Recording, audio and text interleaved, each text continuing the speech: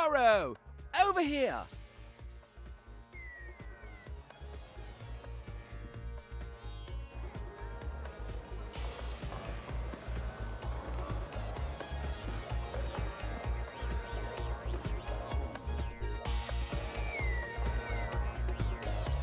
Poirot, my friend! Blonda, it is always a pleasure to see you. Let me get you a drink. On the house, of course. What will you have? At chez ma tante, and 1957, as always. 1957, the year the club opened. Music to my ears. Harry, a 57 for my friend. Right away, boss. I'm sorry, but I must leave you to prepare for a special event. We'll talk later.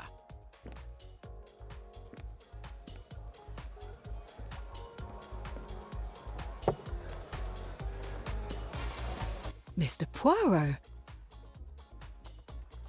I'll let you in on a secret. I'm your biggest fan. It was you who inspired me to become a private detective. How can I have done such a terrible thing? My name is Jane Royce. You might think of me as a beginner, but I have solved a few cases. Bravo, mademoiselle. Tell me. The one I'm most proud of is the Hungry Sand Trap. Ah, the golfer who vanished after making the miraculous shot. An interesting puzzle indeed.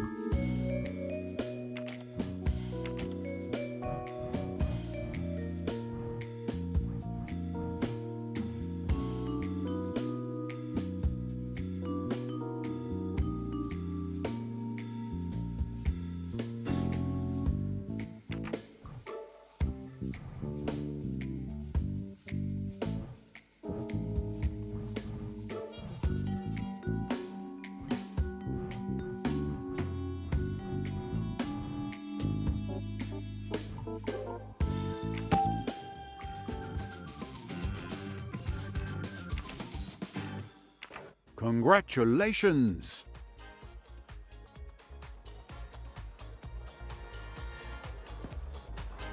Ladies and gentlemen, my apologies for interrupting your evening, but I have a very good reason. I have a surprise for the most beautiful woman in this room, Lynette Ridgway. Lynette, you have stolen my heart. How can I prove how much you mean to me but with this?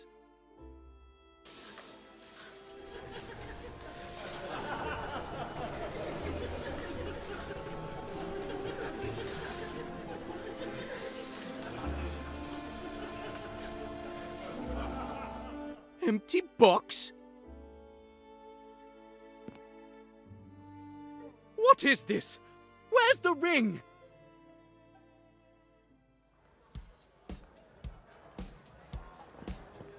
Where's the ring? I don't understand. I took the box out of the safe just before I gave it to you. One? Was the ring inside the box? I didn't check it. It was a private gift for the young lady. Two? It's been stolen. Call the police. The police? But this is going to give my club a terrible reputation. Three? Poirot, help! Et voilà. You've got to help me. A ring has been stolen from my office. I had noticed the uproar, mon ami. I will see what I can do. Thank you. Thank you. I'm sure that finding the ring will be child's play for you. Well, Jane, looks like you're going to see your idol in action. Such a beautiful emerald.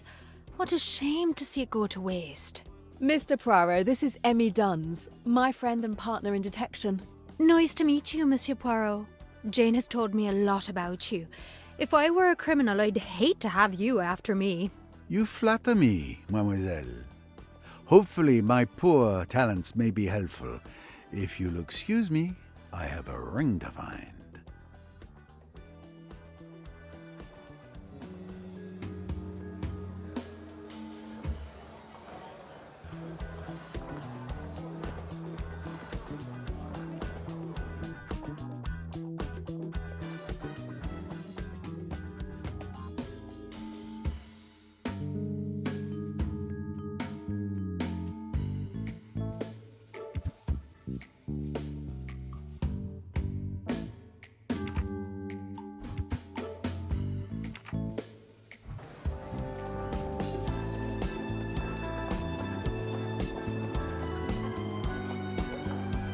Good evening, your lordship, I believe.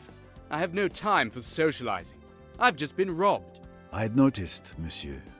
No need for the police and publicity just yet, I think.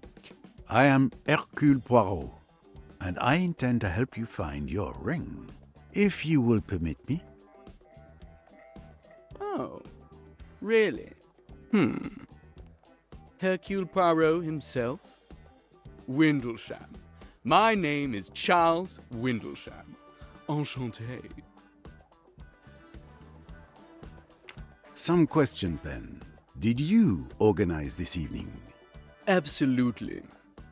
I wanted everything to be perfect.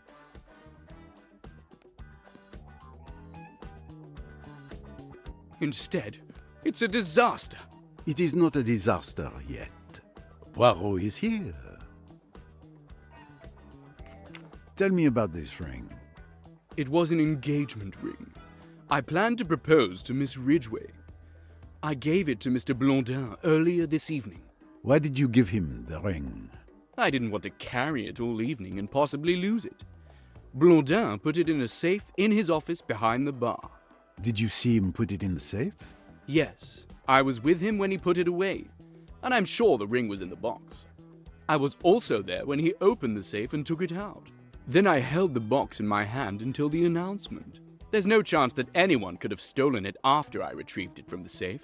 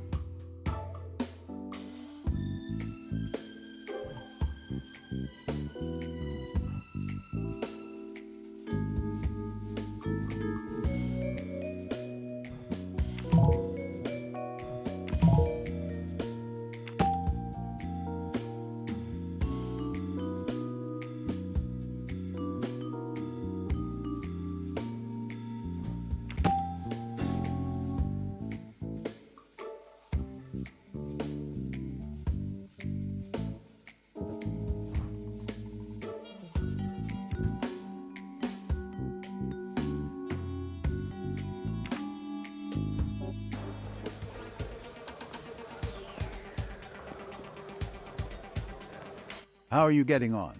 I'm very busy as usual, but everything's fine, thank you. I'm sure you've heard that a ring has been stolen from the safe in Monsieur Blondin's office. I didn't know anything about the ring. I've just heard that there's been a theft, but I didn't leave the bar all evening. I didn't see anyone enter the storeroom. Did you know about the proposal? No, not at all.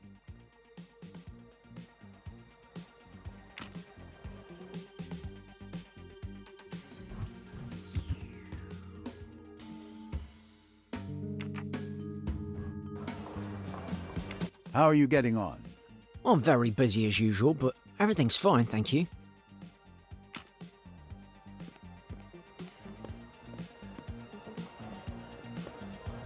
This club hasn't changed in 18 years.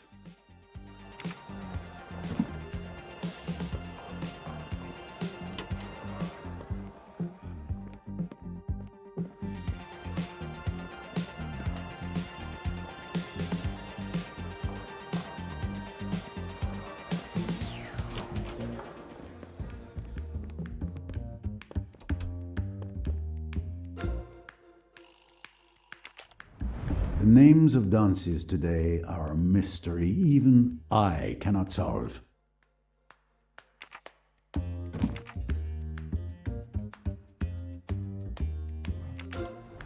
Blondin has a vast collection of popular music, everything from the 50s to today.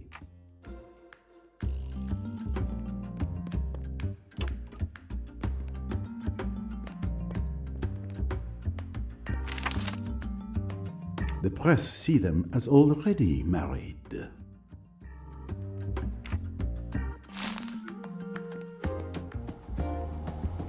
It must be Blondin's safe, but I don't have the code. Everything on the desk seems to be in perfect order. I would expect nothing less from my friend Blondin. Everything on the desk seems to be in perfect order. I would expect nothing less from my friend Blondin. Blondin is very proud of his club.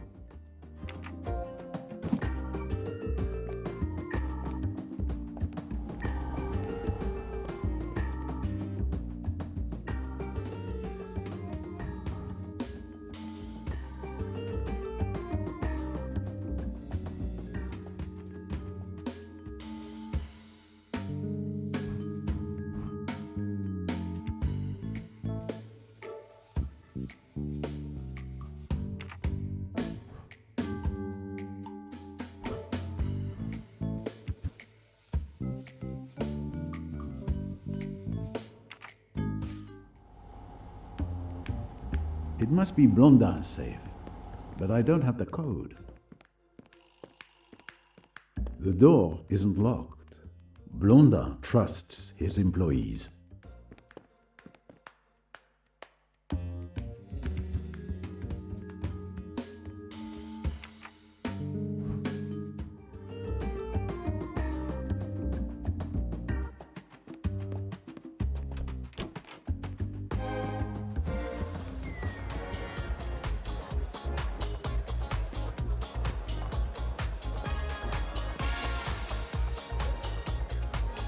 Who knew you were going to propose?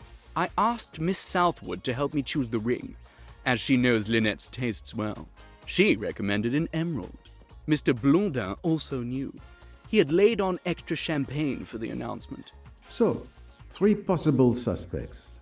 Monsieur Windlesham himself, Miss Southwood, the friend, and poor Blondin. An emerald ring. Not the first stone many would expect. It would seem there may be one more suspect.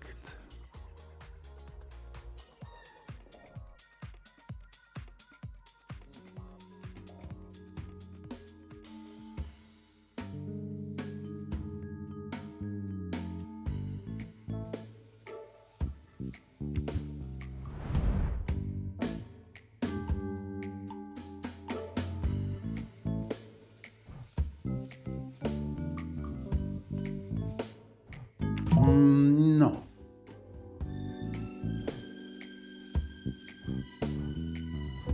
No. That's logical. Mademoiselle Duns mentioned an emerald earlier. That means she's seen the ring. Excellent detective work. Naturally.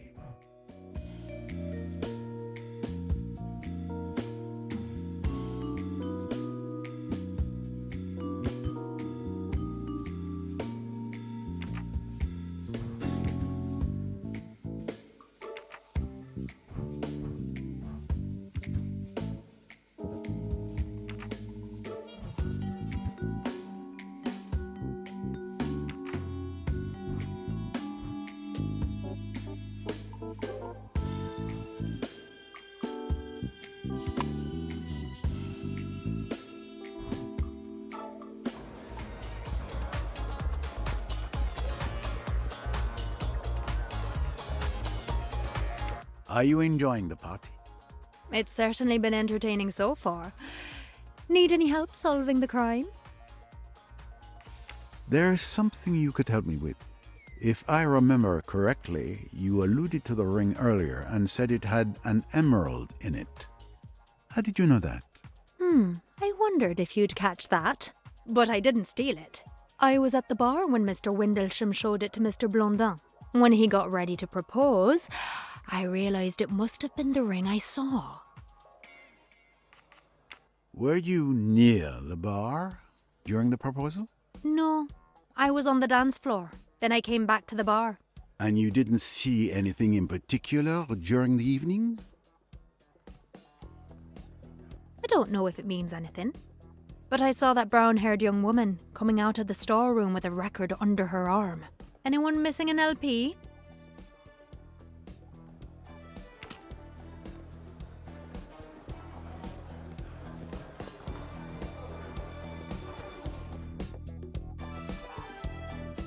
Oh, yeah, but, you know. Not really. Maybe later. Yeah, but... I love you, Simon. I'm really looking forward to our trip in Egypt together. So am I. But after this trip, we'll be completely broke. Don't worry, Lynette will give you a job.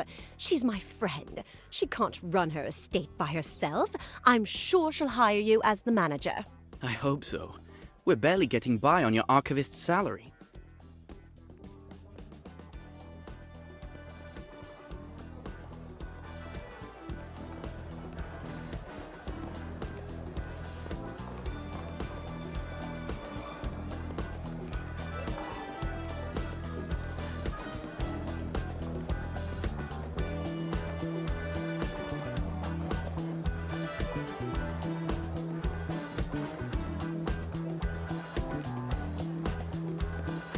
Good evening, Mademoiselle Ridgway. May I ask you a few questions? Monsieur Poirot, I presume? Of course. Your reputation precedes you. I recognized you straight away. Especially your moustache. Lynette, I'd like you to meet the love of my life, Simon. Your timing could be better, darling. Nice to meet you, Simon.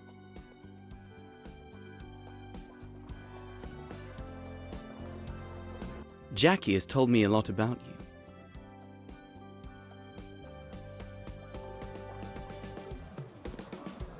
Lynette, you've got to give Simon a job. I know you need a manager for your estate. Simon would be perfect. I'm sure he would be, dear, but this is hardly the time. I'm having a conversation with Mr. Poirot. You may not have noticed, but it appears there's been a theft. Come and see me on Monday, Simon, when things have quieted down. Thanks, Lynette. Oh, I'm so happy. If I don't marry him, I'll die. I'll die. Come on, Simon. Let's celebrate.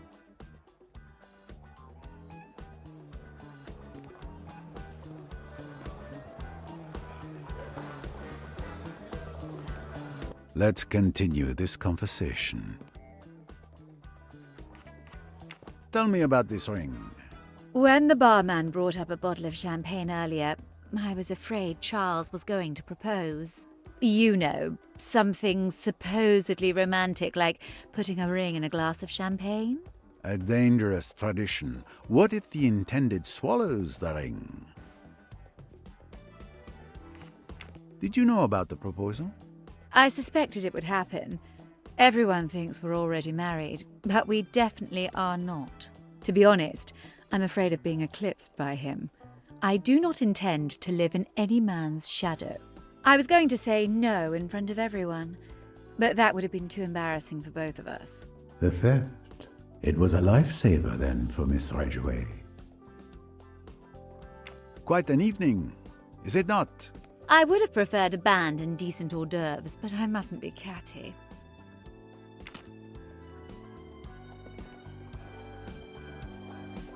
Are you enjoying the party, mademoiselle? Oh, I come here all the time with Lynette. Usually I love this club, but tonight, what a disaster. What luck you were here. You could say that. Can you tell me anything about the ring? What a shame it's gone. It was beautiful. You know, I chose it. You knew about the proposal? Of course. Charles came to me to help him find an engagement ring. He knows I'm Lynette's best friend. I'd do anything for her.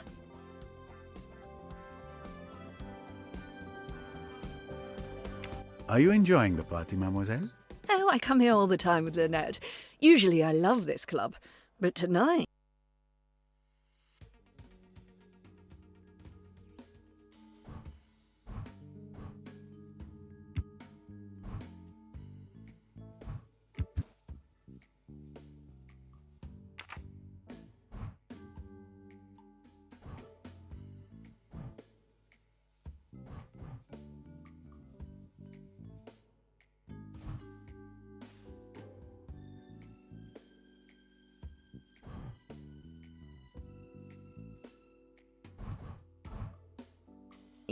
What a disaster. What luck you were here. You could say that.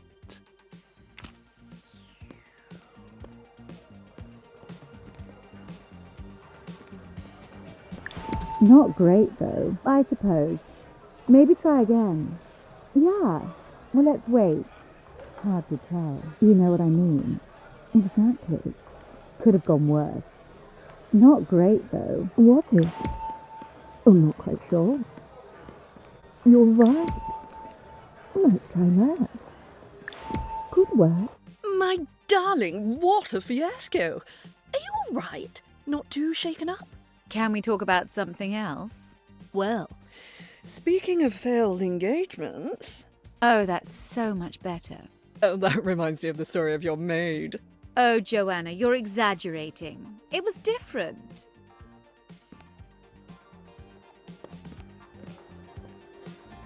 The poor thing had fallen for a strange man.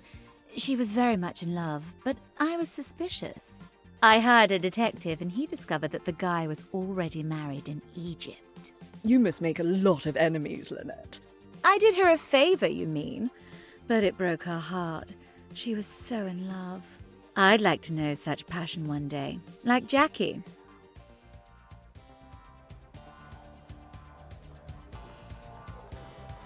Lucky Jackie.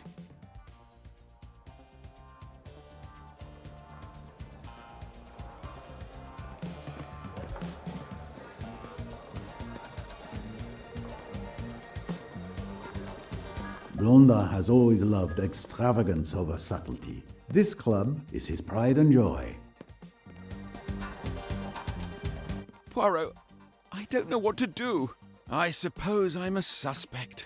Your position obviously gives you the honor of being the prime suspect, but that would be too easy. You would not risk ruining your establishment's reputation. And, in addition to not having the profile of a thief, my dear friend, you asked Hercule Poirot for help.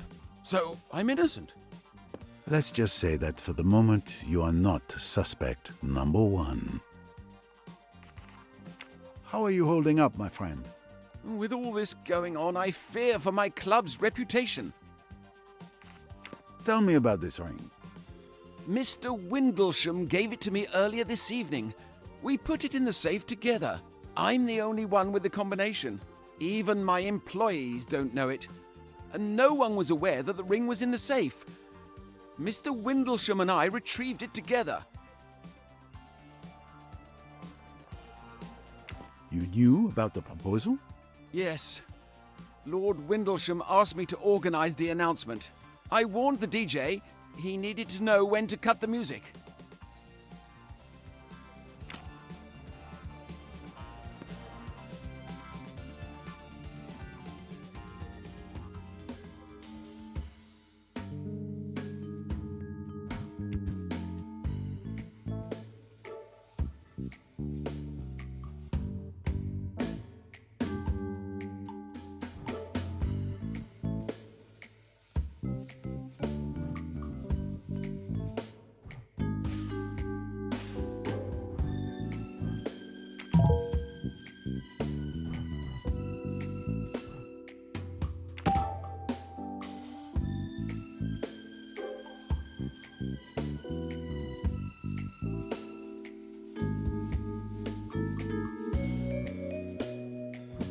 Oh no, this isn't it. Think.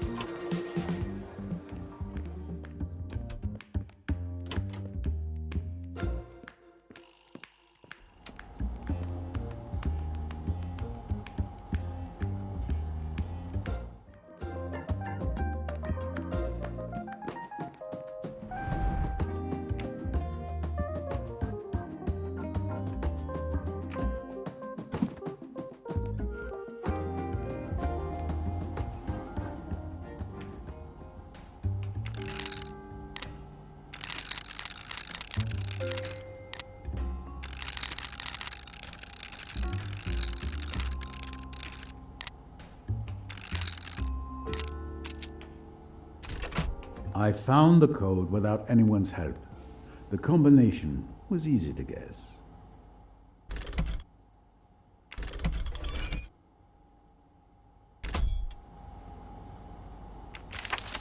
Several bundles of notes.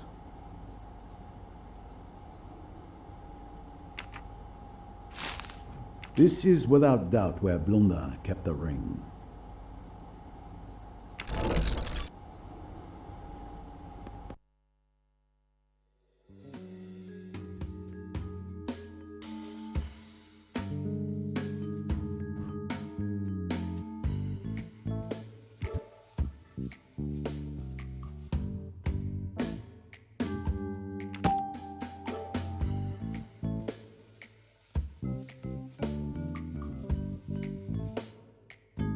Exactly. I'm right.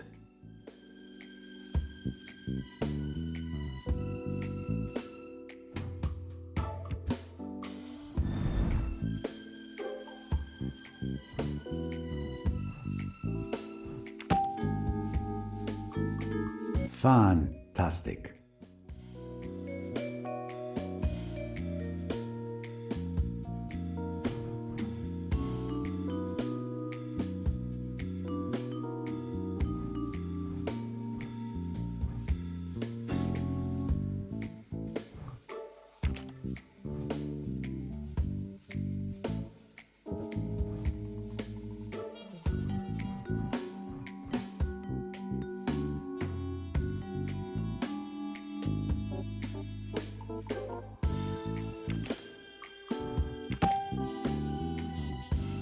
Good thinking. Lynette Ridgway has told her friend Joanna Southwood that she doesn't want to marry Lord Windlesham, so both women have a reason for wanting to prevent the proposal to occur.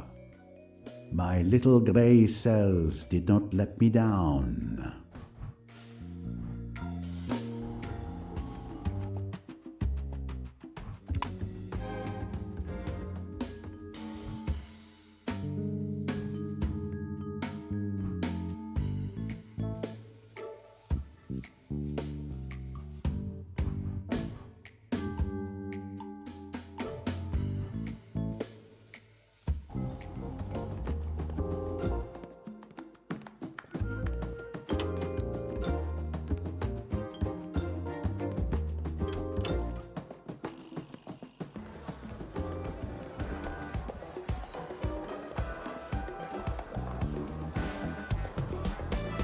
Pardon me, mademoiselle.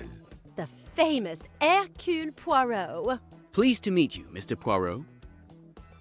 Sorry your evening out should turn into an investigation. It happens more often than you might think. Any sign of the missing ring? Signs? Oh yes. And the direction they point in becomes clearer. Would you mind if I asked you some questions? Interrogated by the famous Hercule Poirot? I confess, I'd love it. Someone told me they saw you coming out of the storeroom where the stolen ring was. Is this true? I just went to get a record so that the DJ could play my favorite song. He didn't even have it in his set. And nobody questioned you when you went into the storeroom? No, it was very easy. How long did you stay in there? Barely 2 minutes to find the record. I hope you're not accusing Jackie of anything, Mr. Poirot. I accuse no one, monsieur. I simply ask the questions. There is nothing to suggest the young lady is not telling the truth. Did you know about the proposal? I suspected his lordship was either going to propose or talk about a new business deal. Hard to tell which.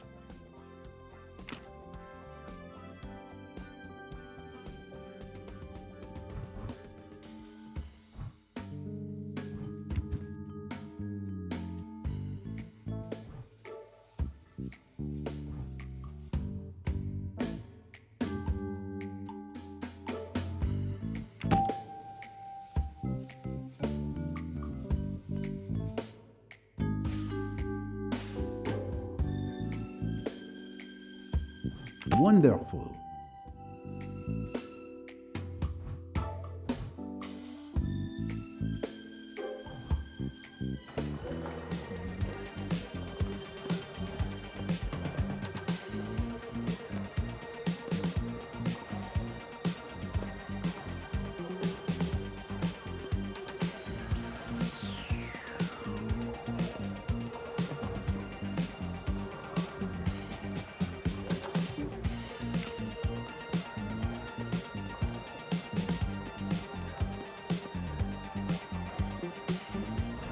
What a magnificent moustache.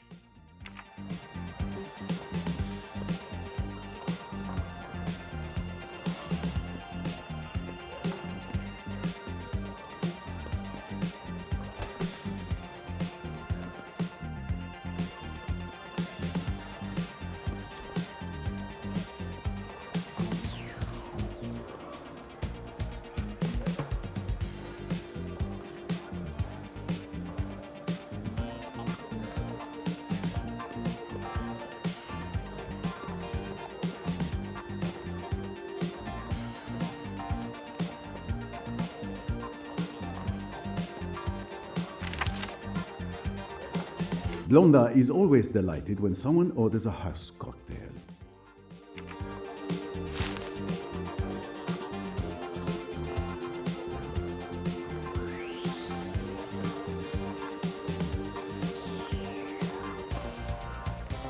I'm sure you've heard that a ring has been stolen from the safe in Monsieur Blondin's office.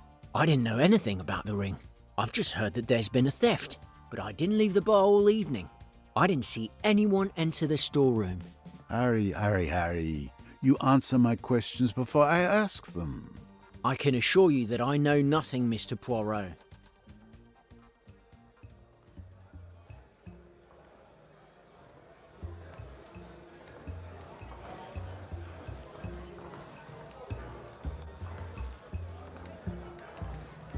There is no evidence that he is lying about this.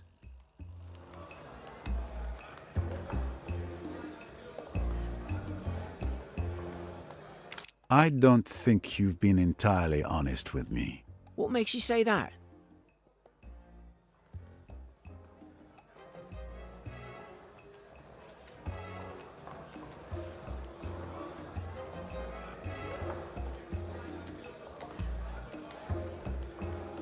You forget that you stepped away from the bar to take a bottle to Miss Ridgway. The thief could very well have taken advantage of that moment.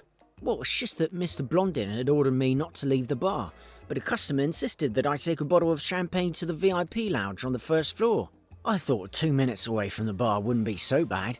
Please don't tell Mr. Blondin. Who placed the order? I can't remember. There were too many customers this evening. How are you getting on? I'm very busy as usual.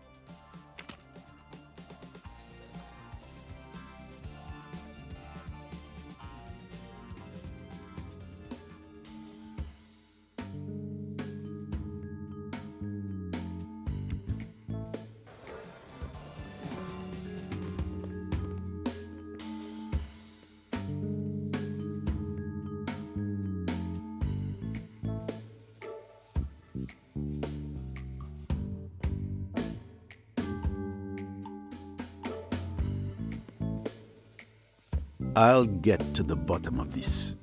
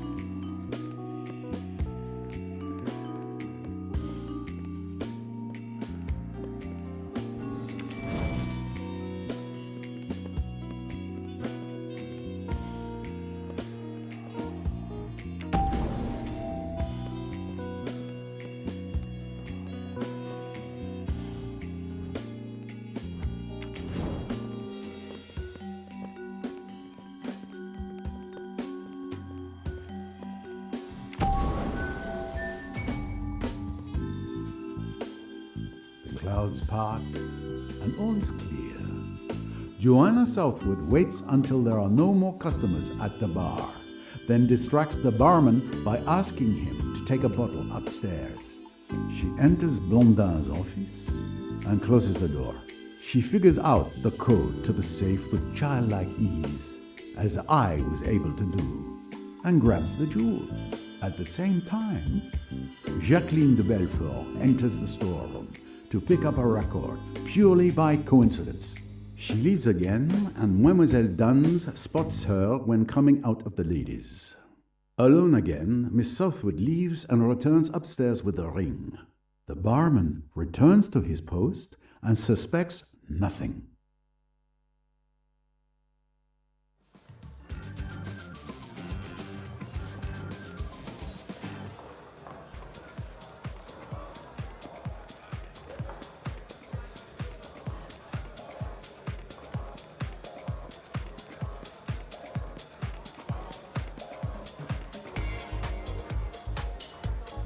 Mademoiselle Southwood, you are a thief. Bravo! You found me out. I'm not going to deny it, but I did it to help my friend Lynette. I was going to return the ring at the end of the evening. What? You stole the ring? Why would you do that? To help you. You didn't want to marry Charles. No ring, no engagement. And I admit, I wanted to see his face when he opened that empty box. Give me the ring now, and I'll forget to mention you when I give it back to Lord Windlesham.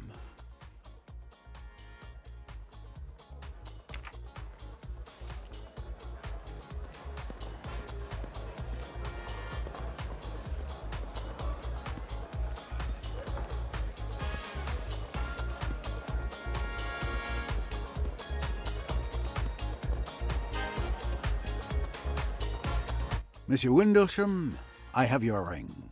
Thank you, Mr. Poirot. But who was the thief, and where did you find it? It was nothing more than a prank, but don't worry. The ring would have been returned to you in the end.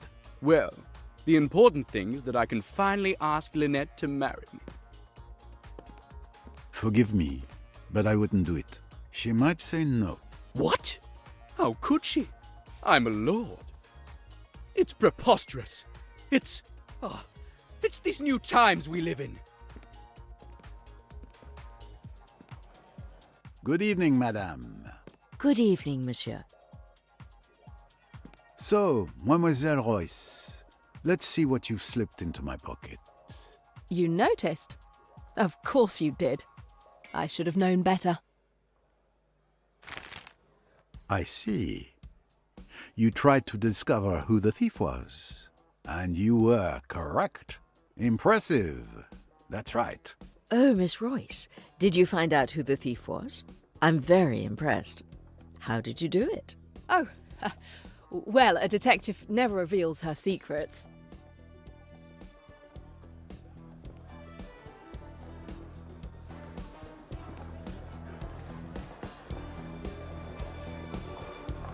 Jane, we should get going. I'll get our things and wait for you outside. Au revoir, Mr. Poirot. Mr. Poirot, it's been a pleasure to meet you. A shared pleasure, mademoiselle.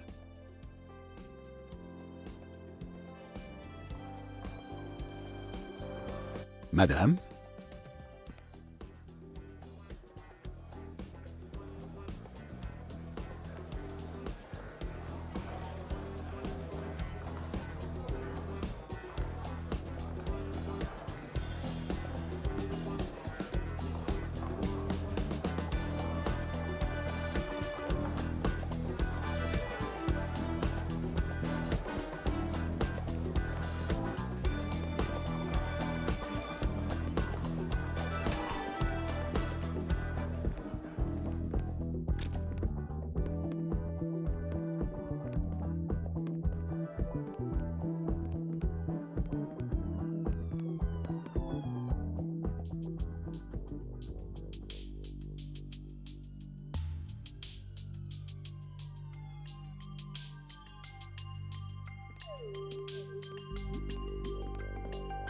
So where are we going? I know a great Chinese restaurant. It's a 5-minute walk from here. Follow me. These streets around here look pretty dark. Down these mean streets a female detective must go. You know your Raymond Chandler literature.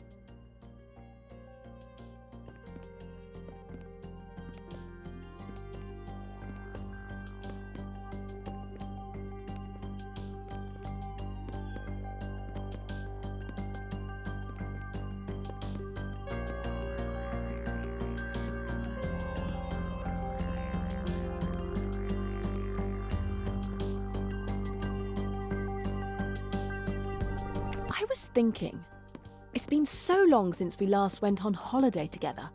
How about it? Oh, yes. I feel like sunshine, beaches, cocktails. An excellent idea. Mallorca? The party island. I'm in.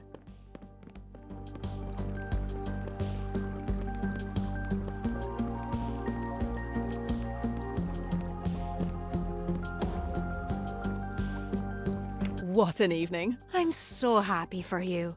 You finally met your idol. You're forever telling me about Hercule Poirot. And what's more, I saw him in action, which was so impressive. But how did you know that the thief was Joanna Southwood? Would you like to know too?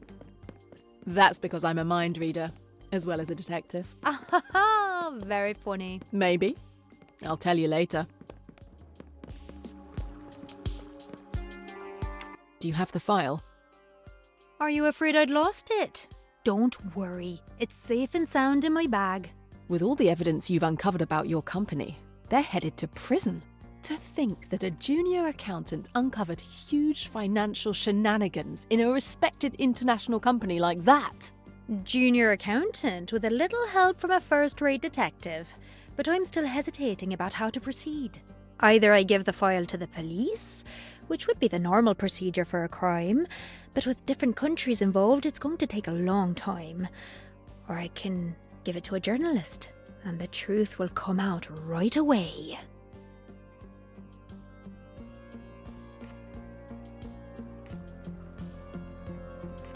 The best thing is to give it to the press. At least the truth about AWL won't be suppressed. You're right. I'm completely stressed out. I felt like I was constantly being followed these past few days. Don't worry. Everything's gonna be fine. Nobody knows you're investigating anyway, so you don't have to worry. Yes, I know. But still. You know, we should work on the next case together. Hey, how many more mean streets do we have to walk down before we... Wait a minute! I recognize this restaurant. That's where we celebrated my first solved case. What a great idea. I knew you'd like it. Go ahead, sit down. I have to use the payphone to make sure my contact will be available tomorrow to deliver the file. Okay, I'll order some wine to celebrate you breaking your case. Order, I'm coming.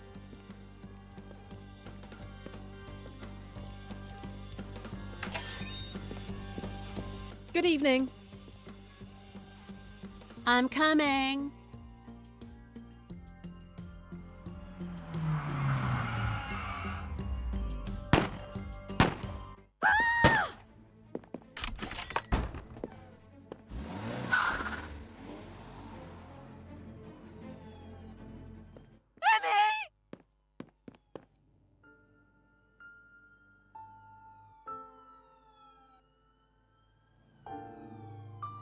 Emmy?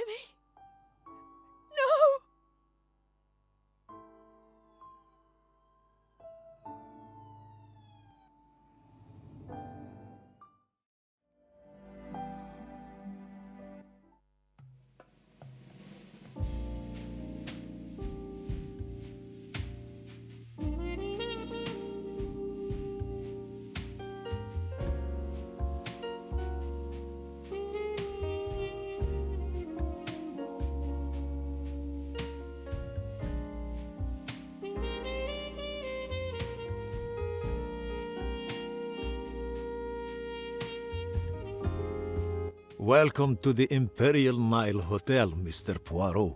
Your room is not quite ready, but while you wait, you can join the cocktail party by the pool in honor of a newlywed couple. They're inviting everybody. Well, that sounds better than sitting in the lobby reading travel brochures. Thank you.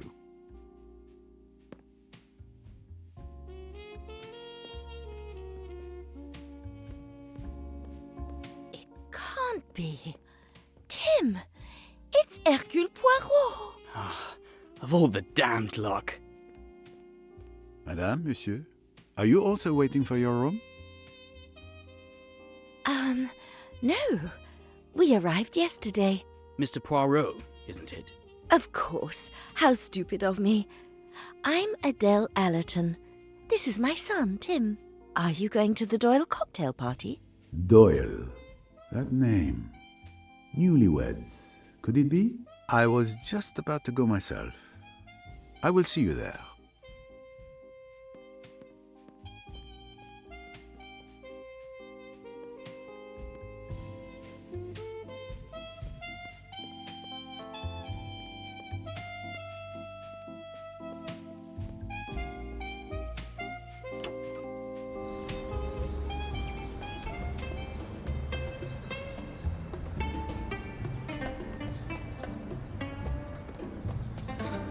This hotel is truly magnificent. Oh, I didn't see you there. It's a far cry from the view I have of the Hudson from my office in New York. That's for sure. The sight, it is indeed magnifique.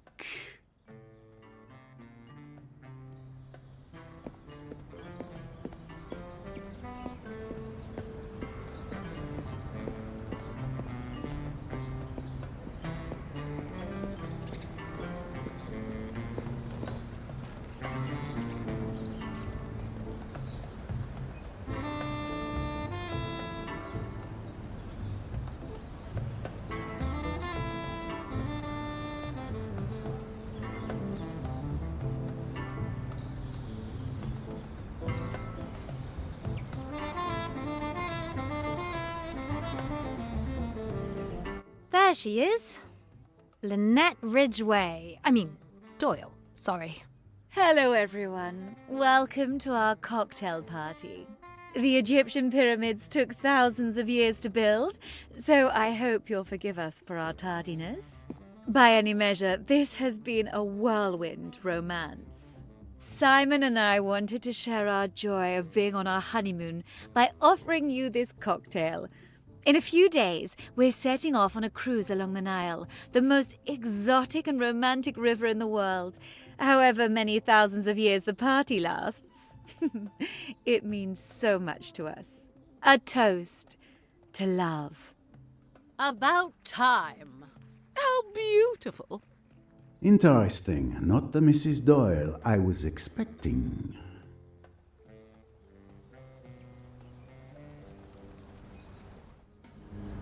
Hercule Poirot. Quite the party. Indeed, Monsieur Poirot. And in Egypt. I am Salome Otterbourne, and this is my daughter, Rosalie. I'm so excited to be here. This enchanted land of 1,000 wonders. Don't you think it's extraordinary, Monsieur Poirot? Now, Mum, please. No need to overdo it. Au contraire, it is my first visit as well. I'm pleased to meet you.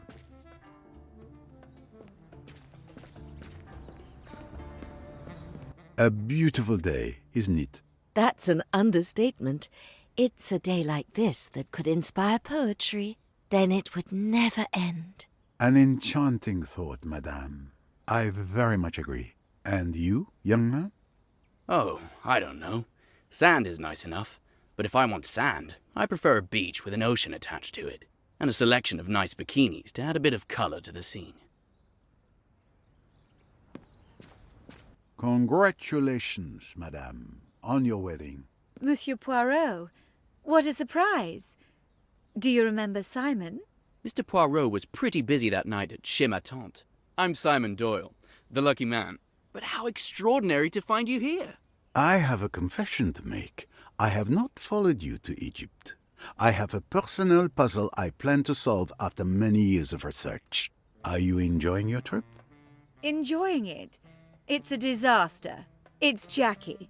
She's haunting us like Banquo's ghost. Oh.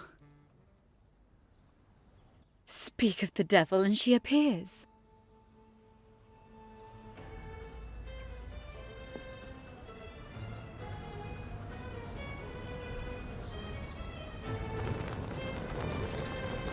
Wait, Lynette.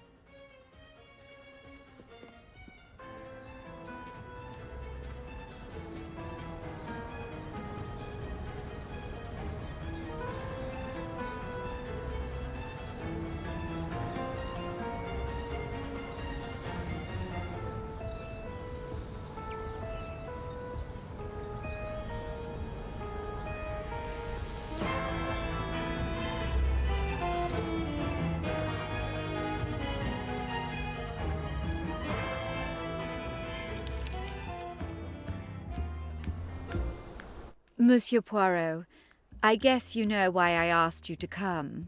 Mr. Doyle's affections found a new direction. Yes, exactly. Now, Jackie can't accept what has happened. I gave him a job, as Jackie wanted.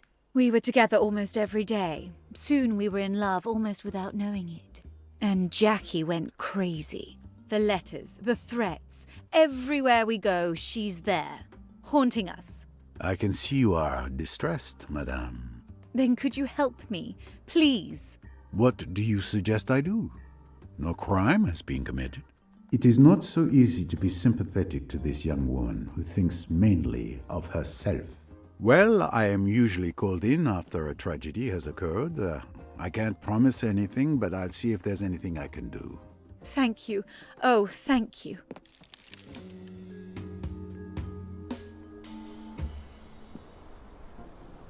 I'll get to the bottom of this. Thank you very much. What can you tell me about your Simon? What can I say, Monsieur Poirot? I was interviewing him about a job to oversee the estate, but it was like, well, we just kept talking. That first meeting went on and on. Running an estate of that size is a huge commitment. We were together a lot, and one day I realized we were talking less about the estate and more about us. The more we talked, well, it changed. And for Jackie as well. We should be living in bliss, but I'm at my wit's end. Wherever Simon and I go, she finds a way to be there too. Even if we go to the fanciest hotels or the remotest beach resort, she manages to show up. It's driving me crazy. What can you tell me about Jacqueline de Belfort? We were best friends. She was the one who begged me to hire Simon. Simon and I fell in love, and he chose me over her. She's suffering, I understand, but Jackie was just a crush for Simon. Perhaps it is as you say, but I have always found the mysteries of the heart to be those not so easily solved.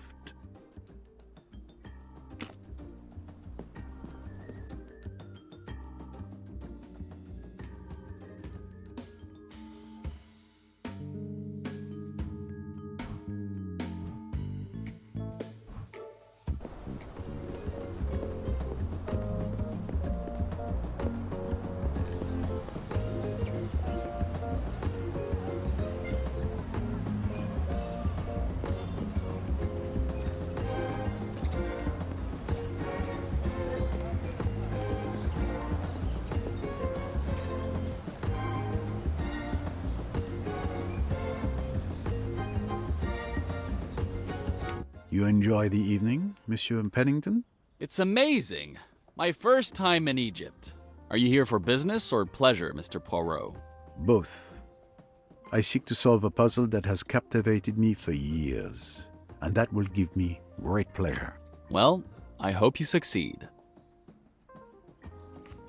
Do you know the Doyles well?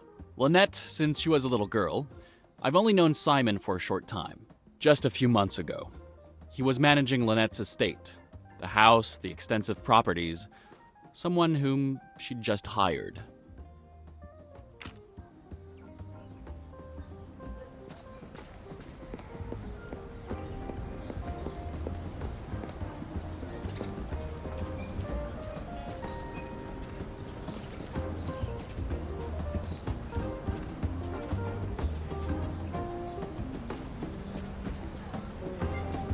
You can never have too many of these.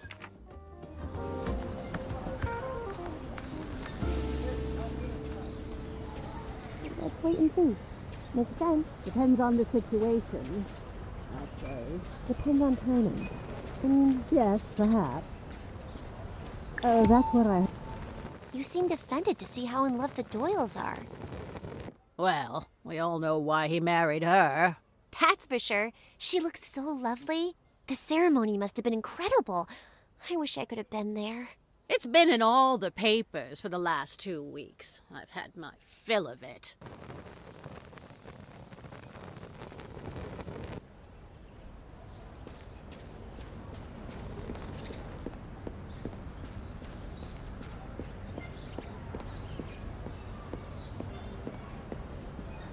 Oh no.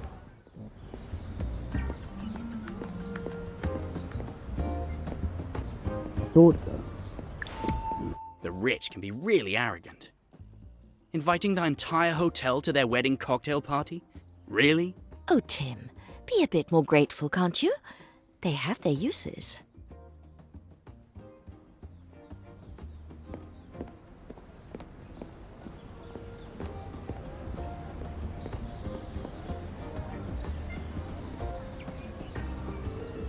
Did you have time to visit Aswan? Oh, yes. We visited the Philae Temple. What a marvel. I must admit, I was impressed, and that doesn't happen often. Do you know the Doyles? Yes. My niece, Joanna Southwood, is a very good friend of Lynette Doyle. Ah, yes, the friend of Lynette Doyle. I became acquainted with your niece at chez ma tante. Ah, the mystery of the stolen ring. If you knew Joanna, you would know she had only the best of intentions. Joanna and Tim are great friends. They write to each other all the time. I can't imagine how they can think of so much to say. You talk too much, Mother.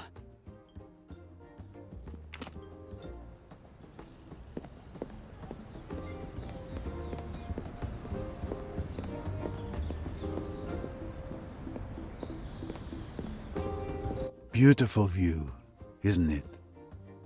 Do you dance, Monsieur Poirot? Oh no, there's no music.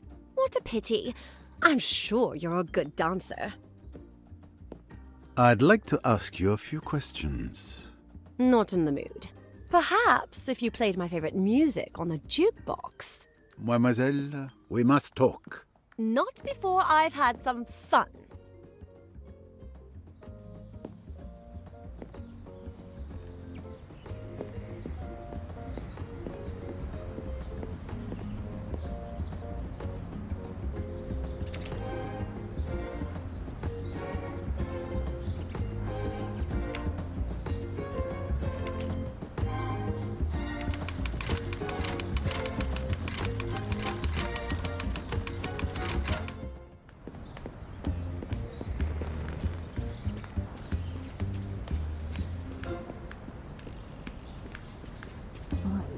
Hard to say.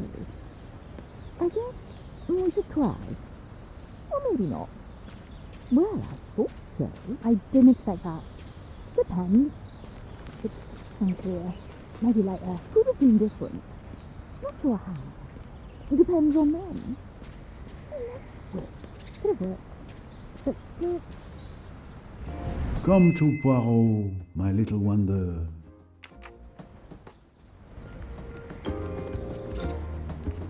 You looked happy to see Mr. and Mrs. Doyle. Of course, you can see all that love between them can overcome any obstacle. Lynette is so in love with Simon, it's so touching. I will capture it all in my latest masterpiece, Secrets of the Egyptian Moon. Masterpiece or not, the books give us a chance to see some amazing places. It's a lovely evening, isn't it? Yes, it's inspiring me to write my next book. I know my readers can't wait to read it. Like all the books I've written, it's going to be a bestseller. Mum, aren't you exaggerating a bit? Not a bit of it.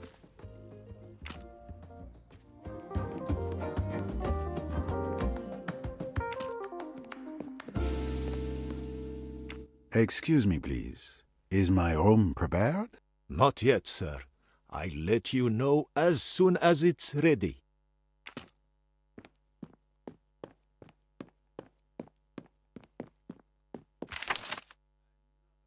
Another theft in London.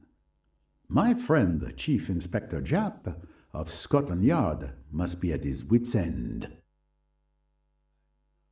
Another theft in London. My friend, the Chief Inspector Japp of...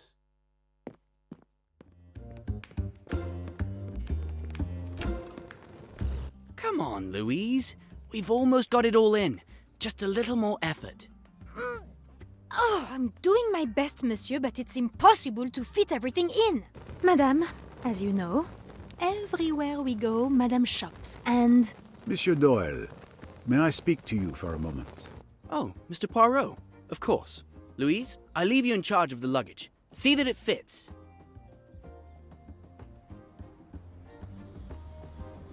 Are you leaving? That's the plan. If we can get all the suitcases into the cab. Right, Louise?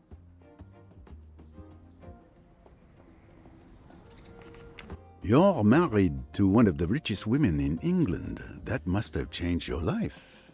I don't know what you're implying. But yes, lucky me. I'm trying to remember the name of the song you danced to with Miss de Belfort at Chez Ma Tante. It's Midnight Storm, Jackie's favorite song.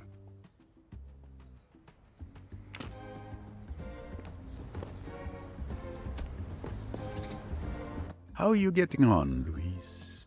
I'm not having much luck, monsieur. Monsieur Doyle is getting impatient. But I can't see how I'm going to fit all the suitcases in the boot.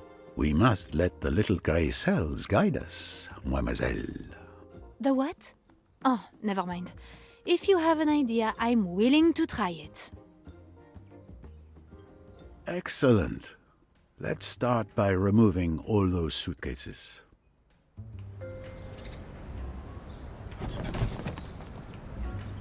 All right, let's begin.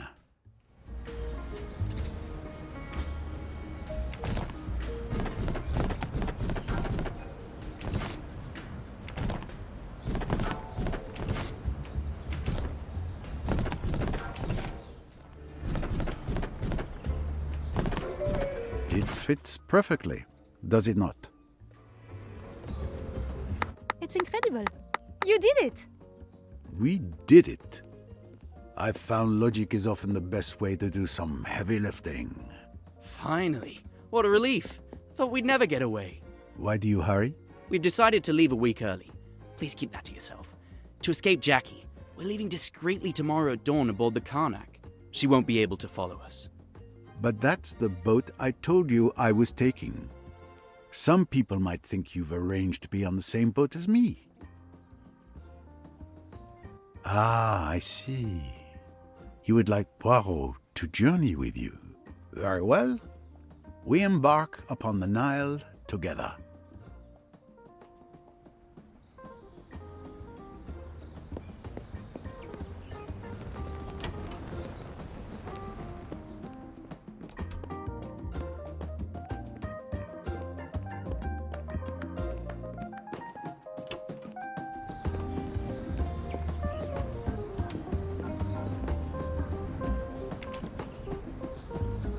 I need coins to play music, but I only have Egyptian notes on me. I need to get some change.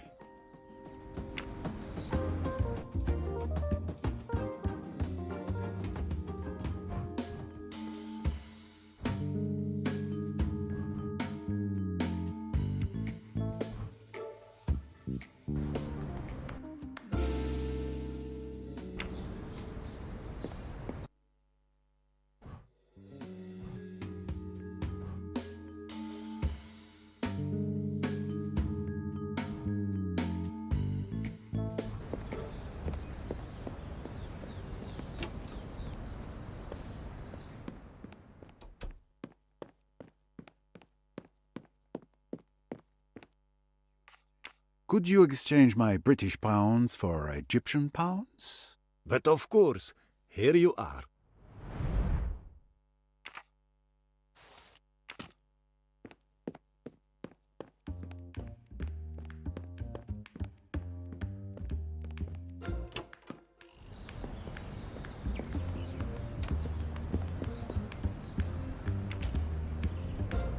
I doubt the jukebox would work without power, even if I put my life savings in it.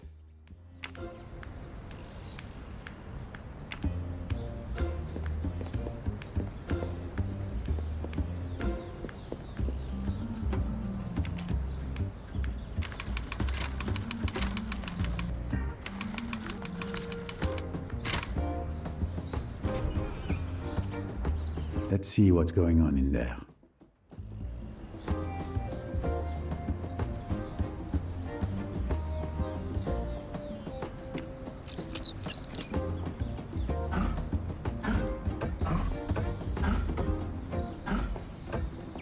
Oh, I can see why it doesn't work.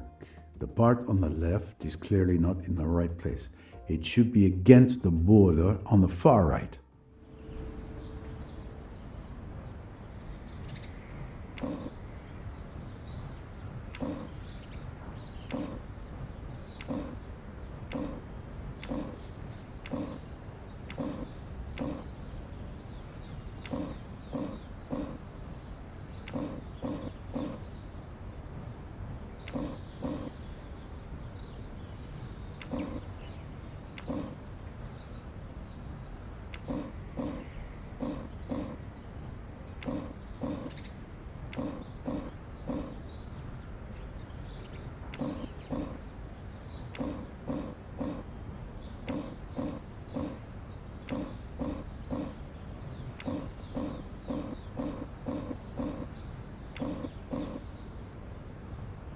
Voila.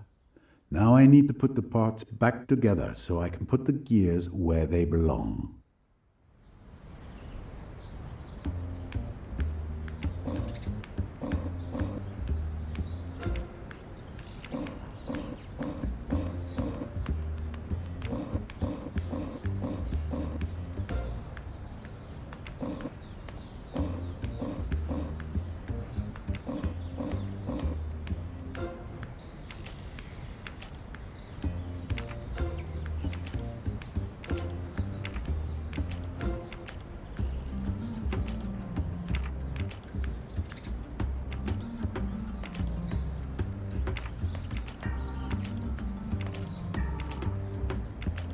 Well, it should work now.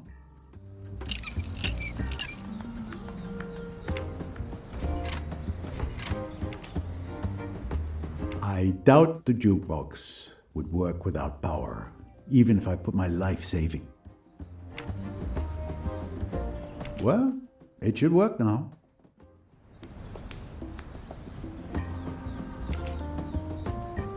It's closed.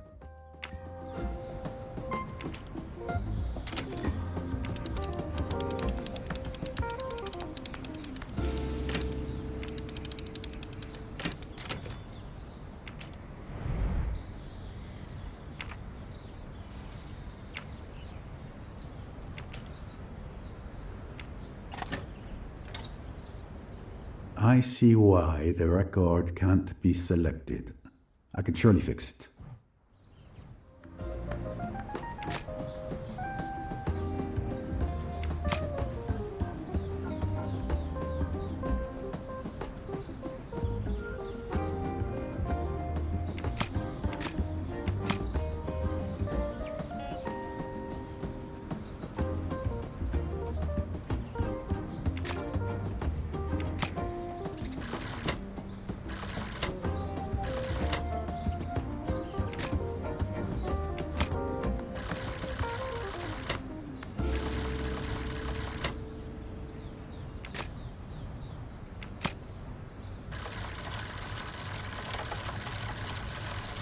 Is it possible? The parts appear to be in the right place. The record selector should work.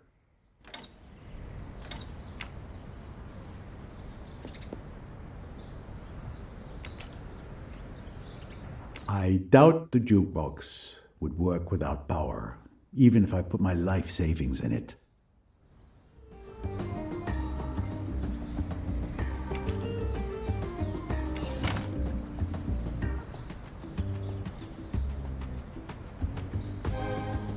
Thankfully, my friend Blondin introduced me to his new jukebox at Chez Ma Tante. What was most important? Always be careful while the power is on.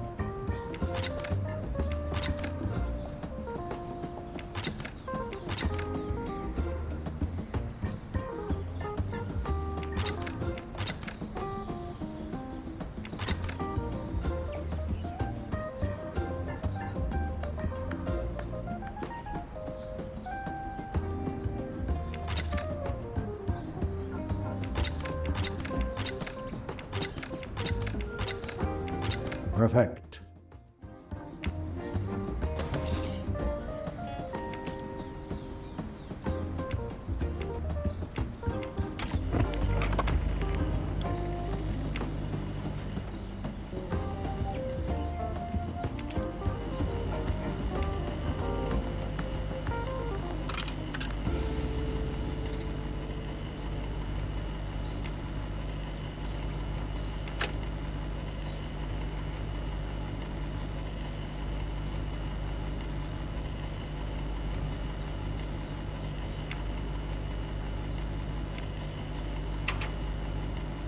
Perfect.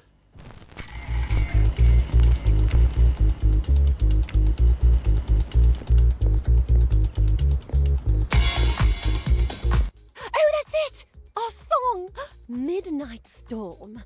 At last. That was harder than solving the ABC murders. Now, will you talk to me, mademoiselle? What can you tell me about Lynette? She was my friend. I trusted her, and she betrayed me. I hate her, but I don't want to hurt her. I believe Simon and I are destined to be together. I can win him back. You'll see. Everyone will see. I'm afraid I see only heartbreak if you continue down this dark path. Tell me about Simon. He is the love of my life. Once upon a time, we were engaged. Our story does not end there. I won't let it. I see this music casts its spell on you. Oh, don't be such a fuddy-duddy, Mr. Poirot. Okay, I'll answer. You may question the witness.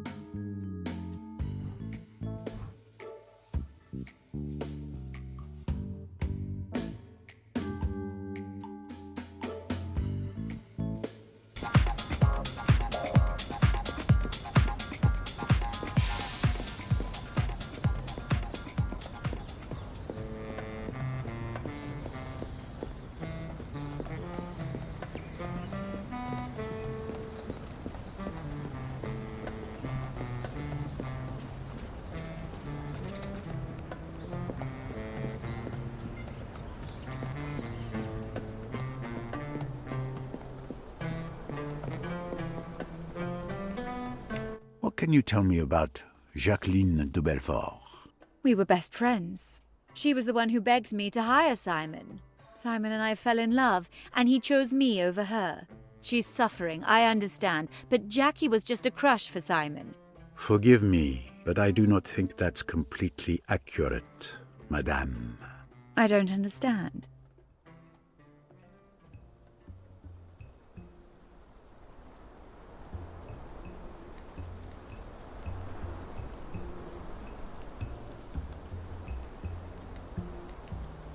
Just a crush?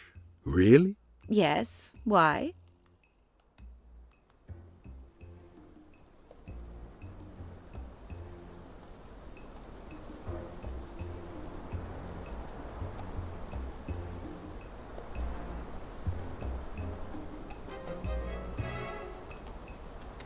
This wasn't a simple crush. They were engaged. I know. I can't explain it. I fought it, but I couldn't help myself.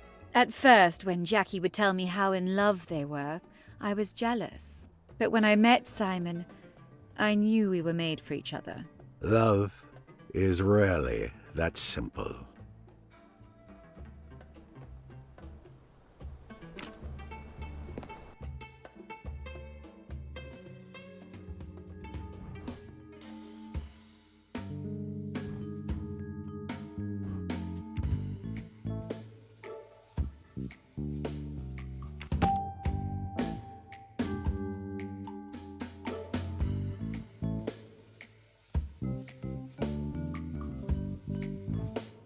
Mission accomplished.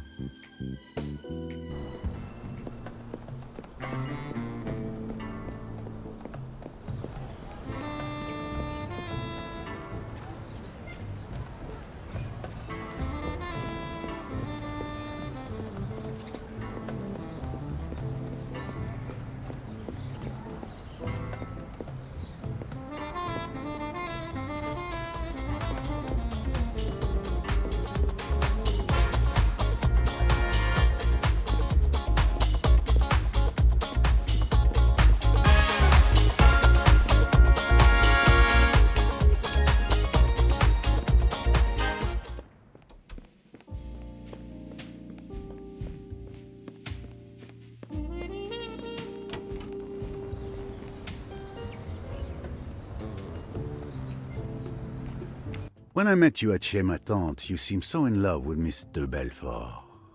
I thought I was. She was a different person then, but now I see a whole other side of her. She's become completely unhinged. She's having fun terrorizing us, and it's not a game to her. Her hatred is very real. What do you mean by that, Mr. Doyle?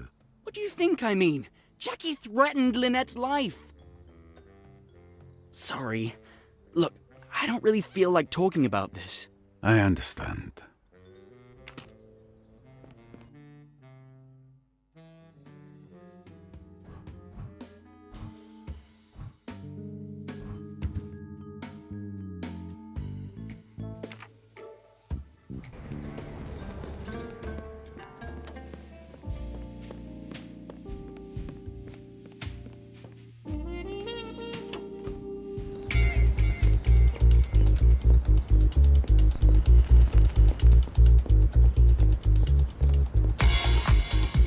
What can you tell me about Lynette? She was my friend. I trusted her, and she betrayed me. I hate her, but I don't want to hurt her. I believe Simon and I are destined to be together. I can win him back. You'll see. Everyone will see. You are not being honest with me, mademoiselle, or yourself. I beg your pardon.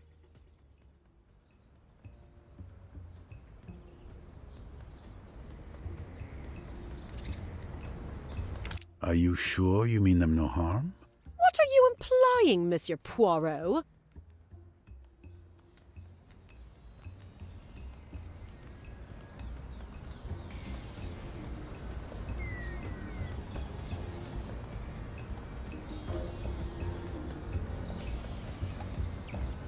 I do not imply. I state it plainly. You don't want to hurt them, yet you threatened Lynette with death. Oh, so they've talked to you.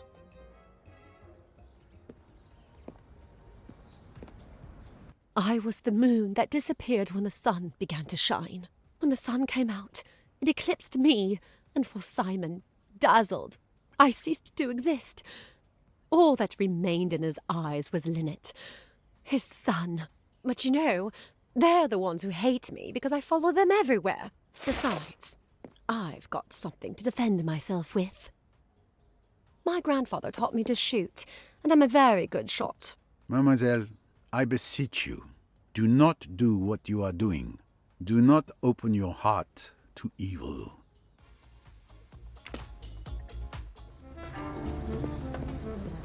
Okay, let's think about it. It's worth a shot. Probably later. I didn't expect that. Depends. It's unclear.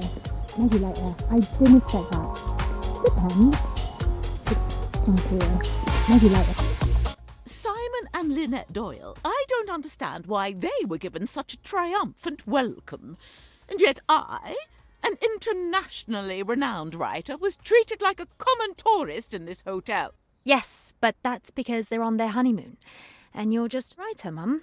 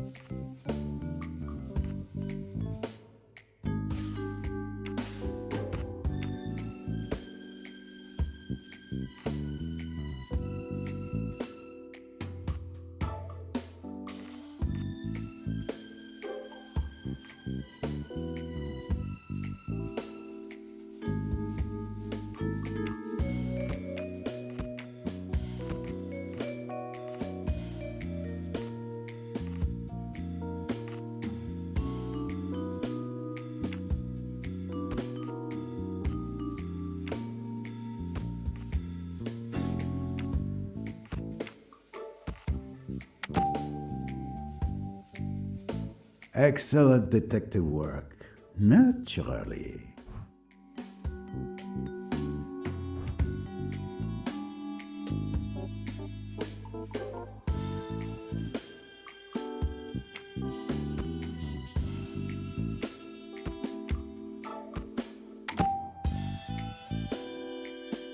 Who is the world's greatest detective?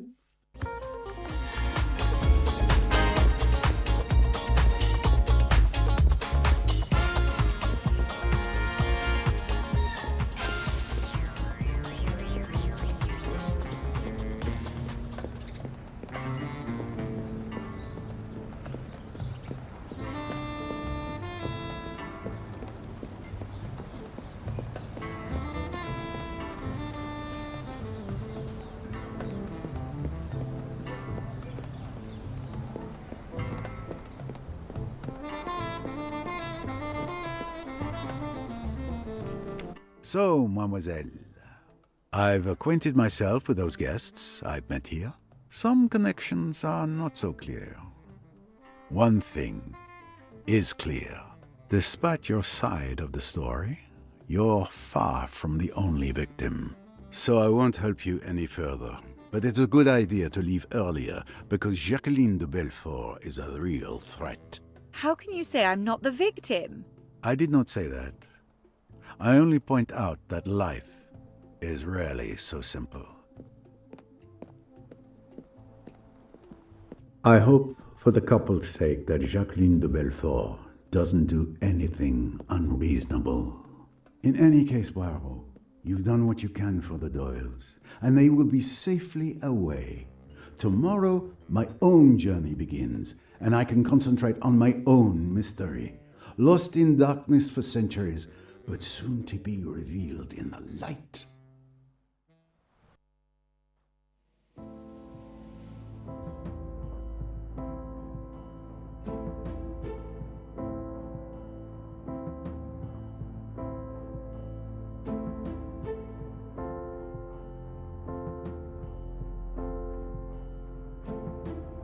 Six months I'd been investigating Emmy's murder and searching for the documents she took from AWL, but getting nowhere.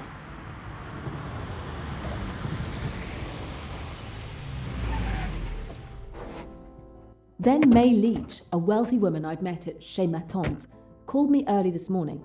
She'd had a bracelet stolen from her villa in Mallorca, and on the guest list she faxed me was the name Vikram Kapoor, Emmy's boss at AWL. I lowballed my fee and jumped on the first flight to Mallorca.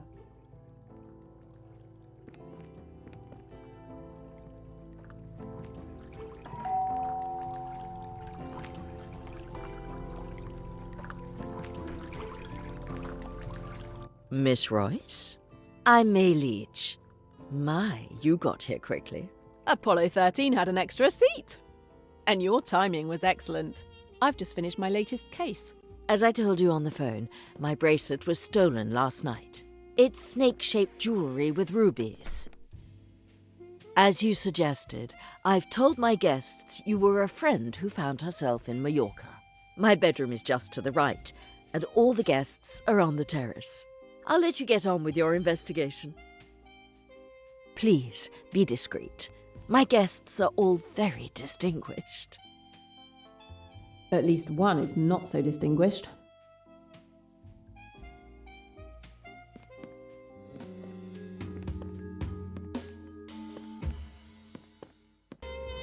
Another little treasure for my collection.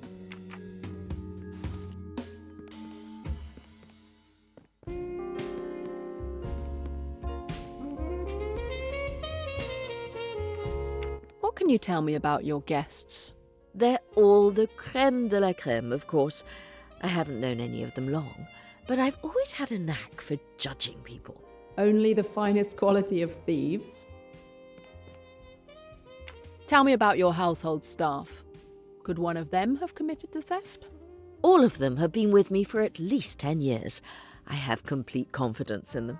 They all left at 7 p.m. yesterday as usual, and only returned this morning after the theft. I asked my maid to discreetly search the rooms and guest bungalows while they were having breakfast. She found nothing. Mrs. Leach, I've got some unpleasant news. The thief is most probably one of your guests. I can't believe you. They're all my dear, dear friends. They were the only ones in the house last night. It has to be one of them. Tell me in detail what you did last night. We were lucky enough to have 2 mild sunny days, so we partied on the terrace. I went to bed around midnight. I locked the front door of the house. Then I locked my bedroom door from the inside, as I always do. I took off my jewellery, went to bed, and slept until 6 a.m. Is that the only time you took your bracelet off? Yes, I'm certain it is.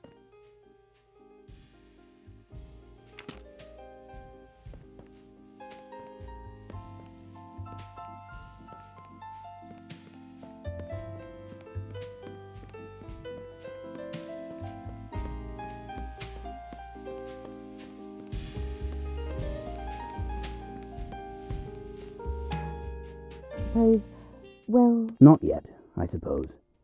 Okay then. Interesting. You're right. Tim, last night, didn't you hear a strange noise in the living room? Like something breaking while everyone was asleep. I was awake as usual because of my insomnia. No, I didn't hear anything. What time was it? About 5:30 a.m. No, I didn't hear a thing. I went to bed around 5 o'clock and I was probably already asleep.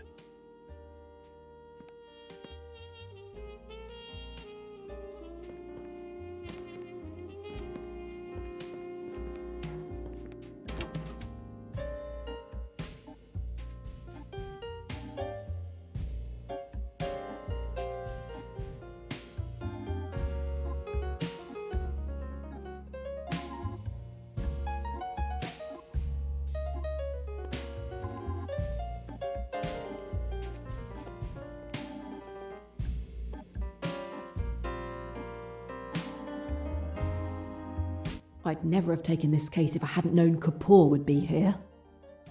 But thanks to the thief, I can question him without him realizing he's my real target. 6 months I've been trying to get the bastards who killed Emmy, but every direction has been a dead end. I almost feel like no matter what I do, I'll never be able to make them pay for Emmy. Now that I think about it, though, if I had the opportunity to do it any other way, I wonder if I could.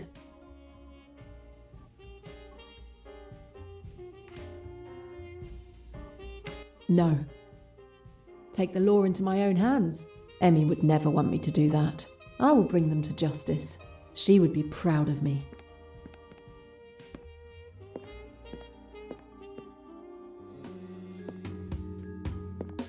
So, but still, I guess. Oh, probably not. Let's wait. Hard to say. Could have worked. But still...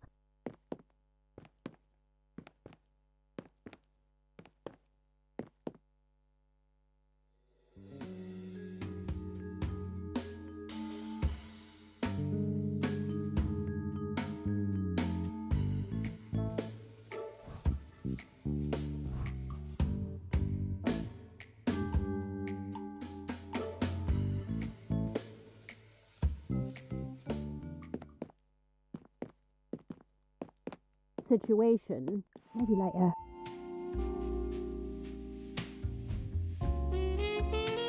I would have loved to film Mrs. Leach in the pool. Too bad the camera didn't work for some reason. I'm sorry, I wasn't there to see her. She was very brave. The water was really cold, but Mrs. Allerton encouraged her throughout the swim. If Mrs. Leach took off her jewellery for a swim, someone could have taken the opportunity to steal the bracelet.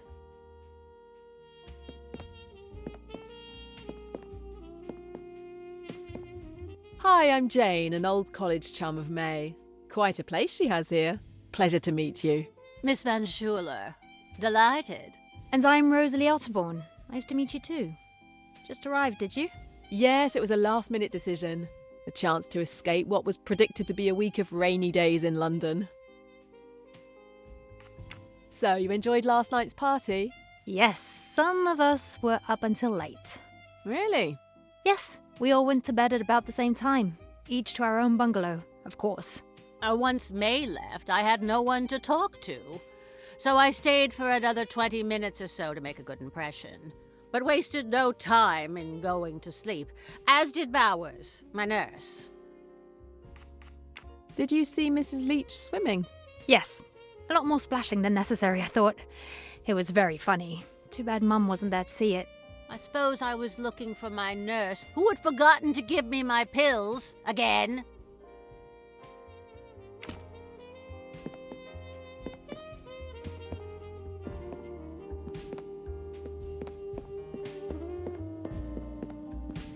Hi, I'm Jane, a friend of May. Jane Royce, nice to meet you. Adele Allerton, and this is my son. Royce? Like the Rolls? I'm Tim.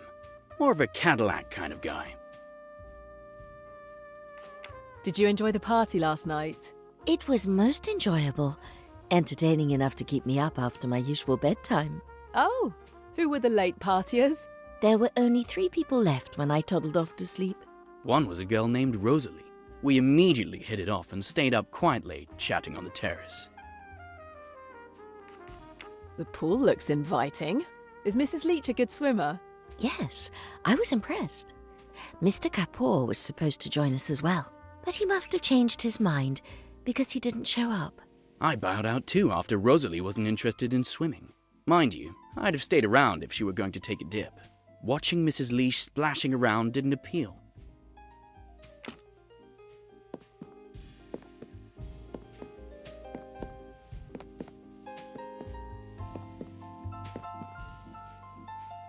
Hello there, I'm Jane. I'm ill. Please let me rest.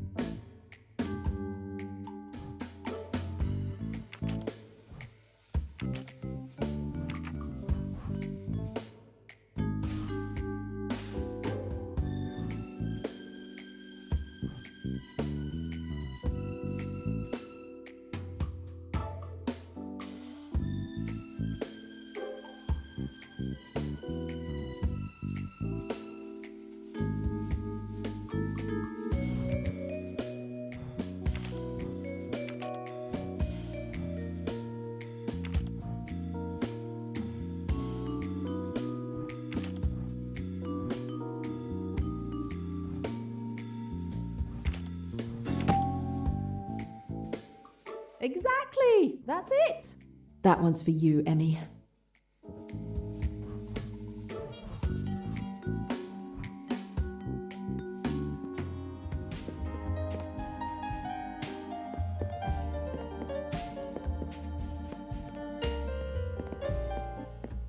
Maybe later, I guess.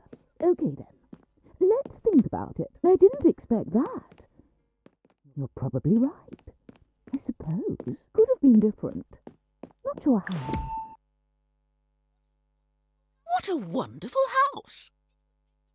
It would make the perfect setting for a passionate love affair. Yes, the house is very pretty, but it's not very practical with all these stairs. My patients, of course, sometimes have trouble with stairs.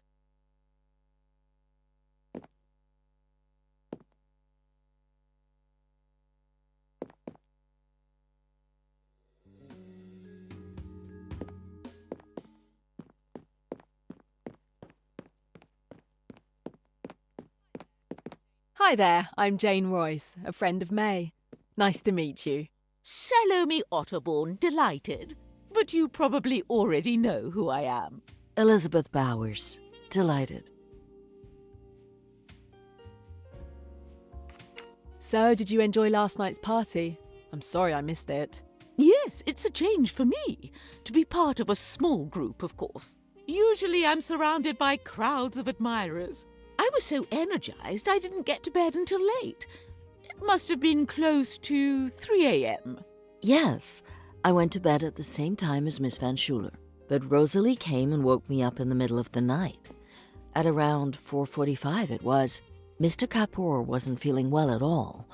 Tim thought he'd drunk too much, but being a nurse, I've learned a few things. I could tell it was probably just food poisoning. I escorted him to his room and kept an eye on him until morning, in case his condition worsened. Food poisoning? Ha! Poor guy. Sounds like people had a good time yesterday. Did you see Mrs. Leach swimming? No, I was resting in my room. I heard she took a dip in the swimming pool, but I didn't see her swimming.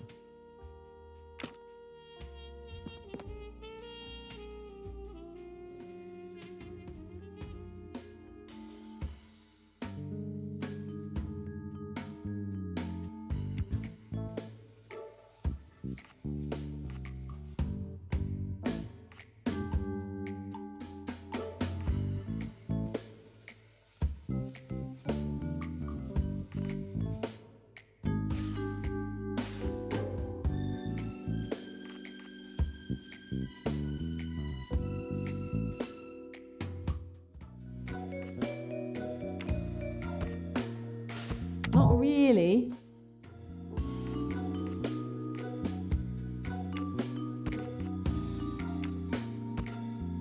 Damn!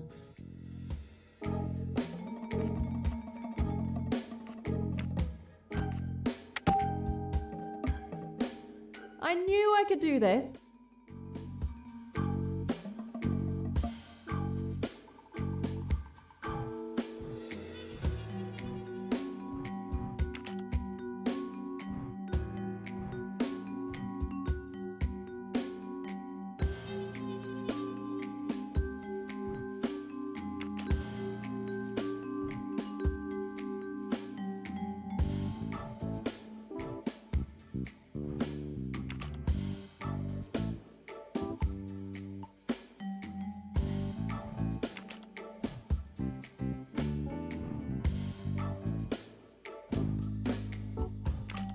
Almost.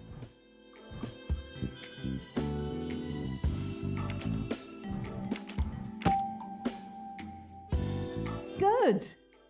I was born to be a detective.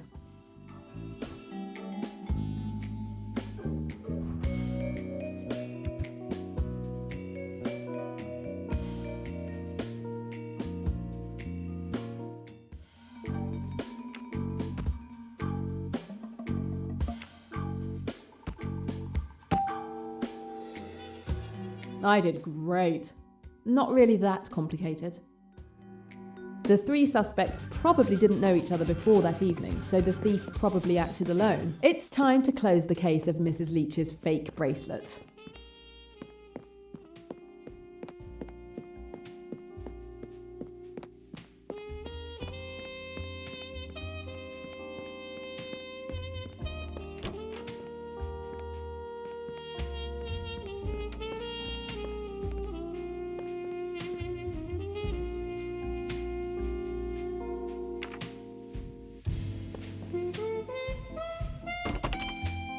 I always lock my bedroom door. Even though my guests are free to go anywhere in the house, I like to guard my privacy. So it was locked all day yesterday? Yes, night and day, whether I'm in the bedroom or not.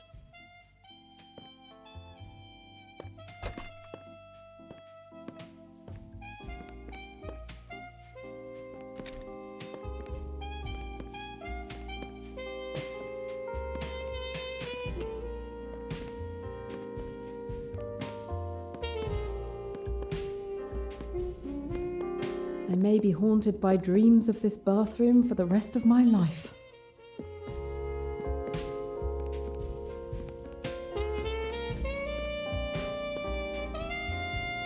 Unlikely the thief is hiding under the bed, but let's be thorough.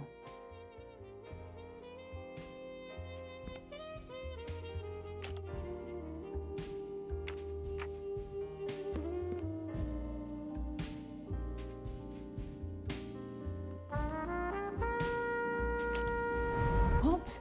What's this? The ruby bracelet? I flew all the way to Mallorca to find a piece of jewellery under a bed.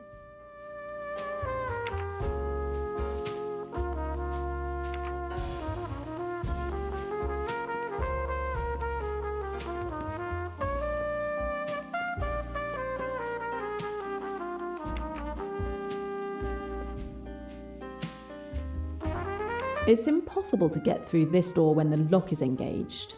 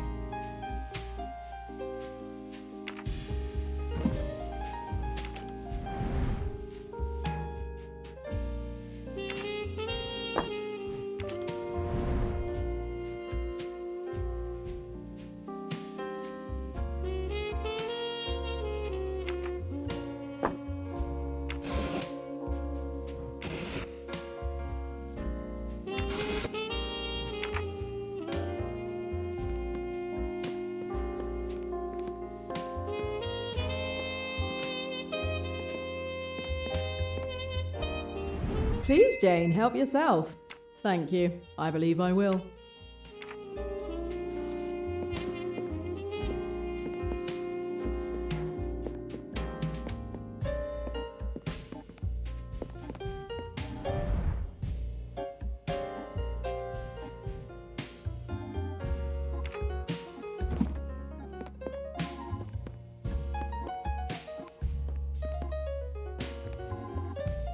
The window looks closed, but it's actually very slightly open.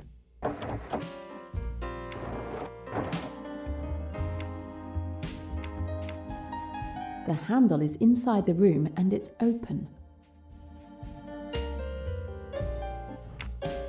The window was unlocked. Apparently, none of the staff noticed the open window before I discovered it. All are loyal and have been with Mrs. Leach for a decade.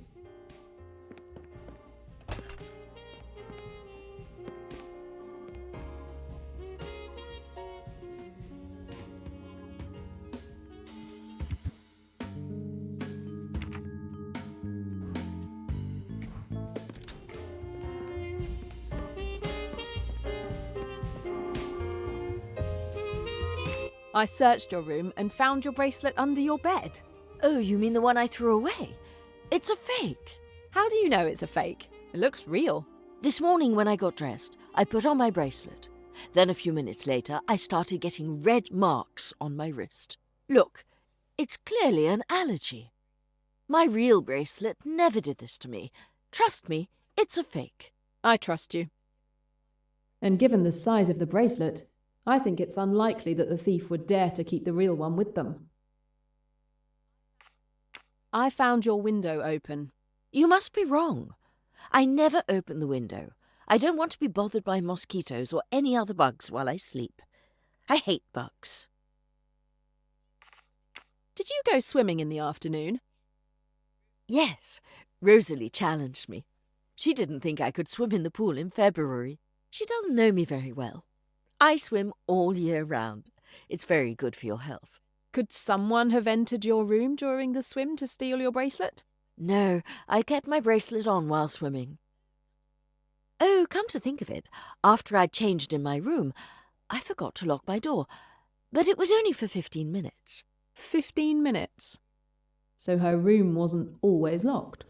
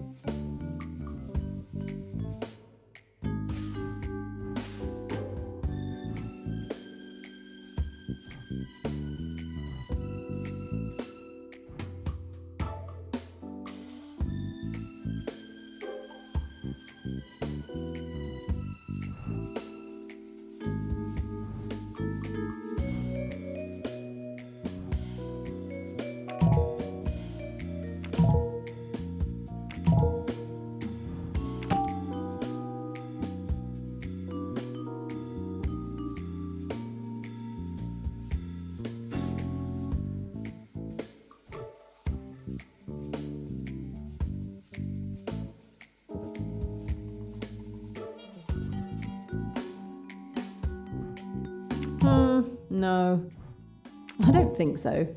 Absolutely.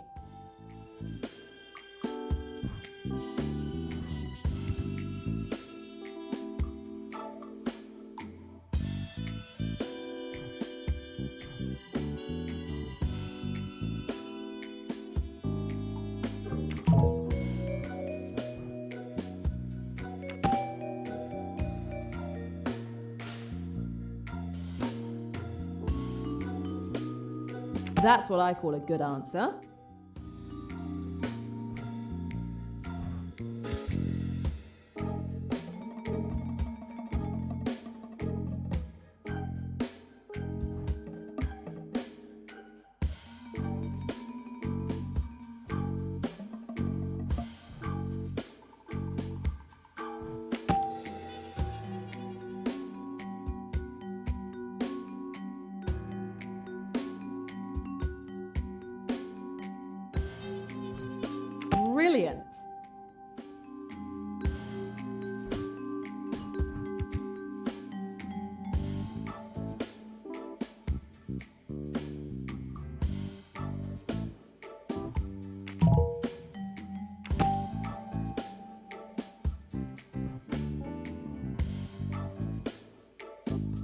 Yes, that's exactly it.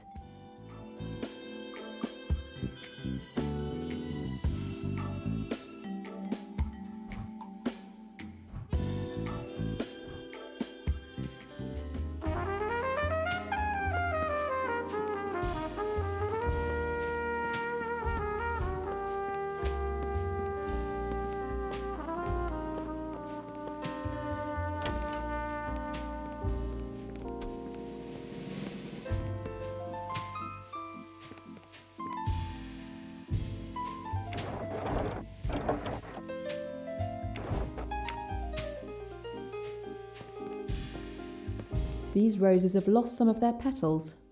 I doubt Mrs. Leach will stand for that.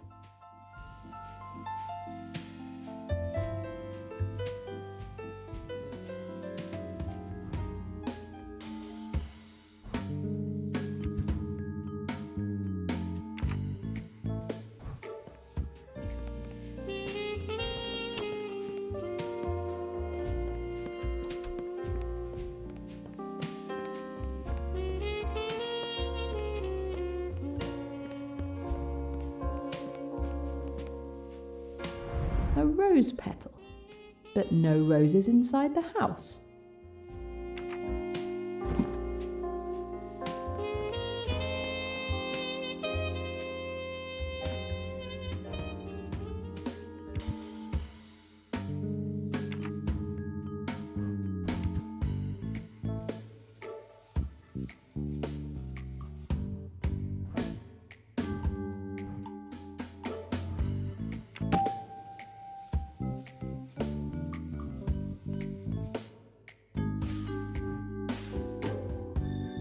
Of course.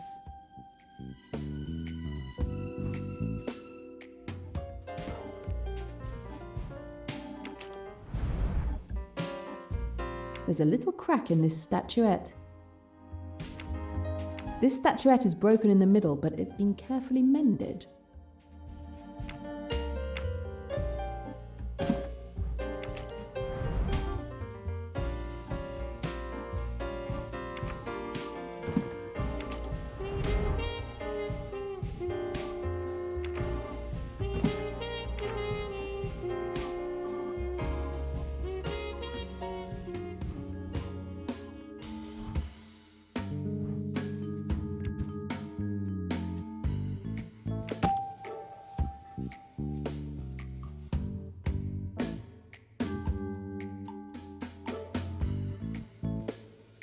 That's fair.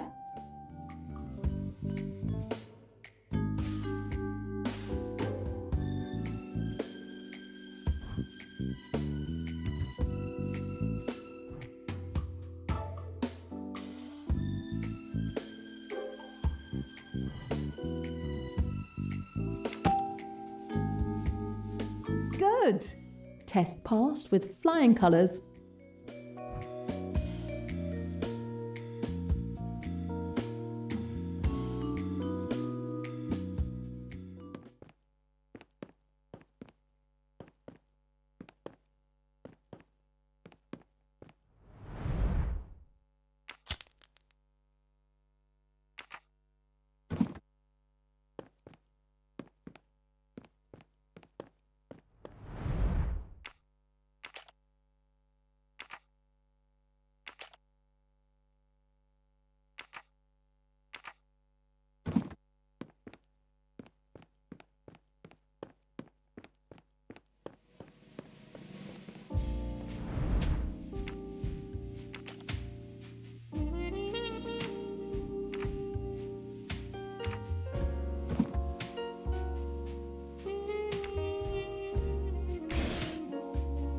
An ancient coffee grinder. It's seen a lot of use.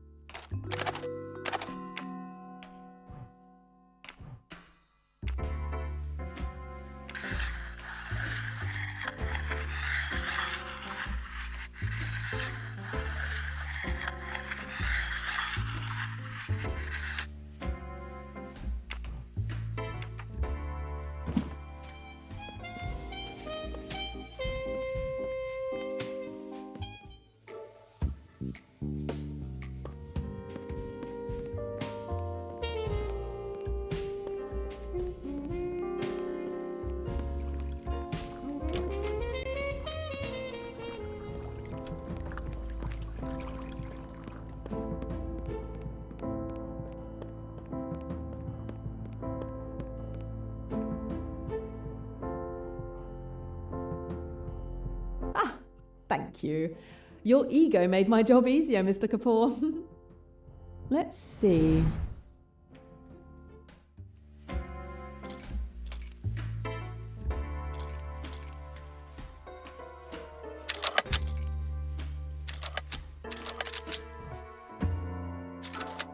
A flimsy lock, Mr. Kapoor. Shame on you.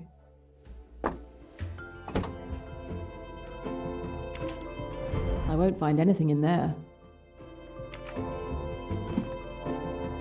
Well, if it was a spare tyre that was stolen, I'd be all set.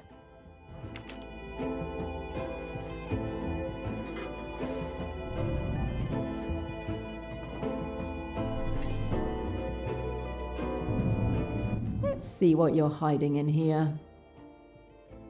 This lock looks like it's seen better days, just the way I like 'em. I can hear the mechanism click over loud and clear.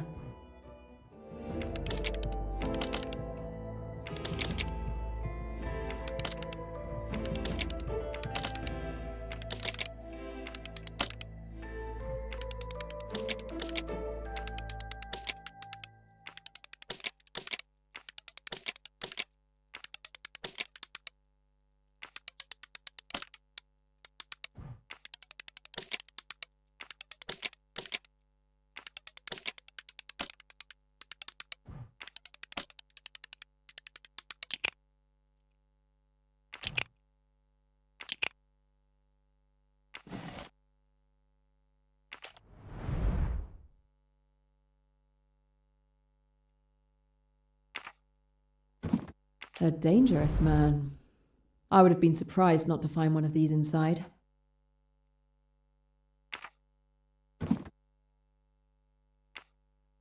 What have we here? A hidden compartment. At last, something interesting.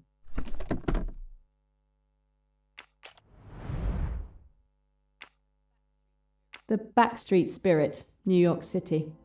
Interesting.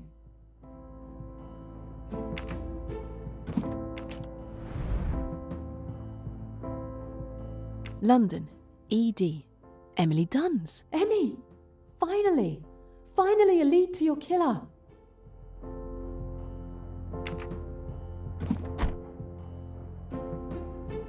So someone did order Emmy's murder, and someone called the Spider to do the hit.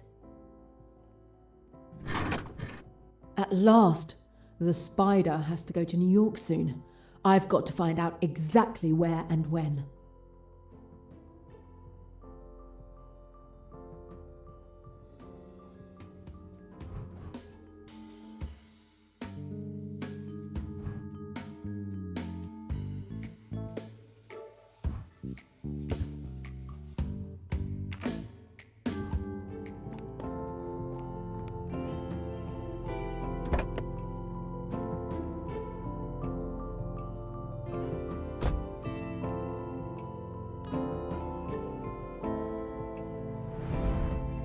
About time somebody got rid of these cigarette butts.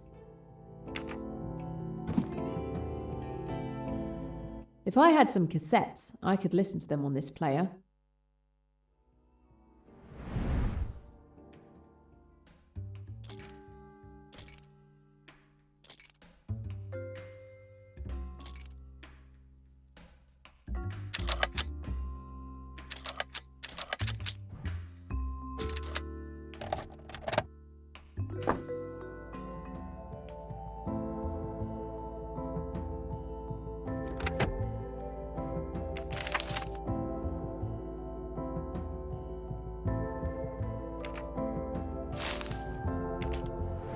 Oh, Fire Flare. That's a good band. Mr. Kapoor has surprisingly good taste.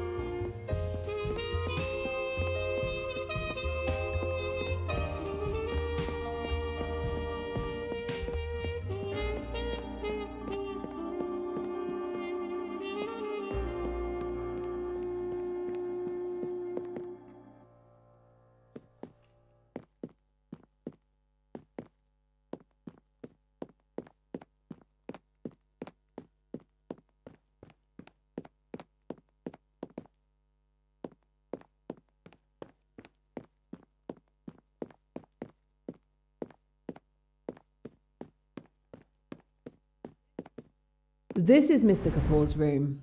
The door is, of course, locked. Let's have a try with my trusty lockpick.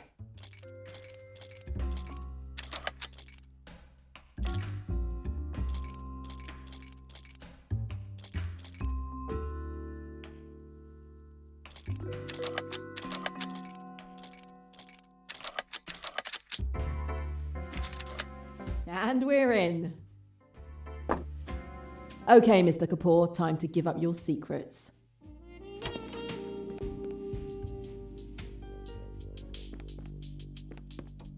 This lock wouldn't stop a child.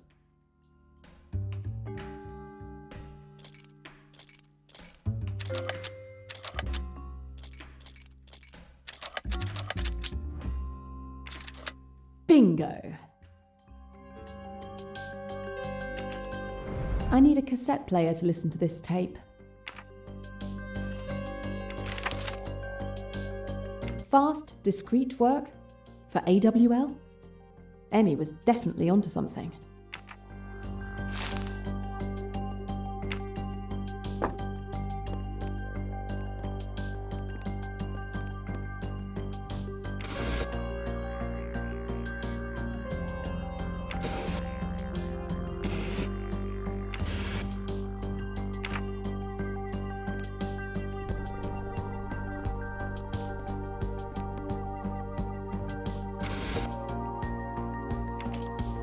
Someone had a bad night.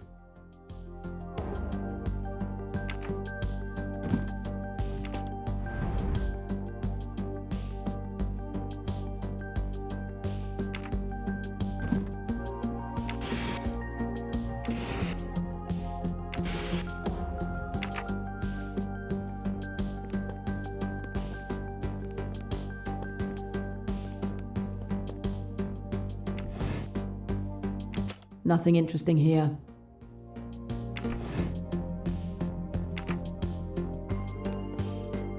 I'll be there in a moment, May. I'll just wash up quickly. I'm not feeling very well. Damn!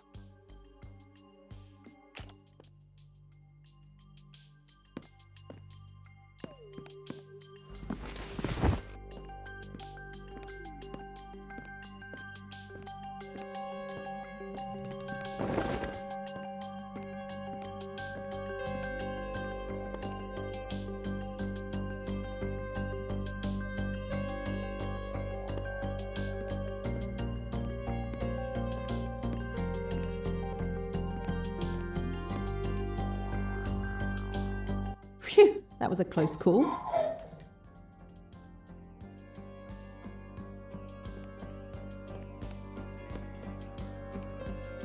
I can't leave now. An opportunity like this is unlikely to come along again. Kind of him to bring me something else to serve. Phone number. I need to find out who it belongs to.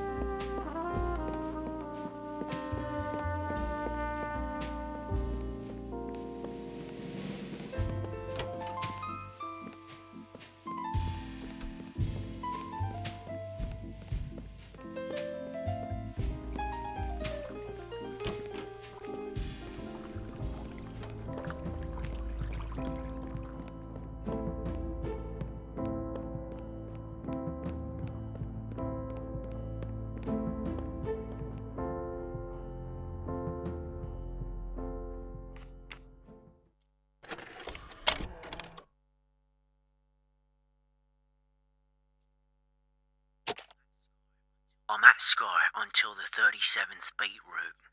I've traced the instructions to the moon. Don't forget the dragon. P.S.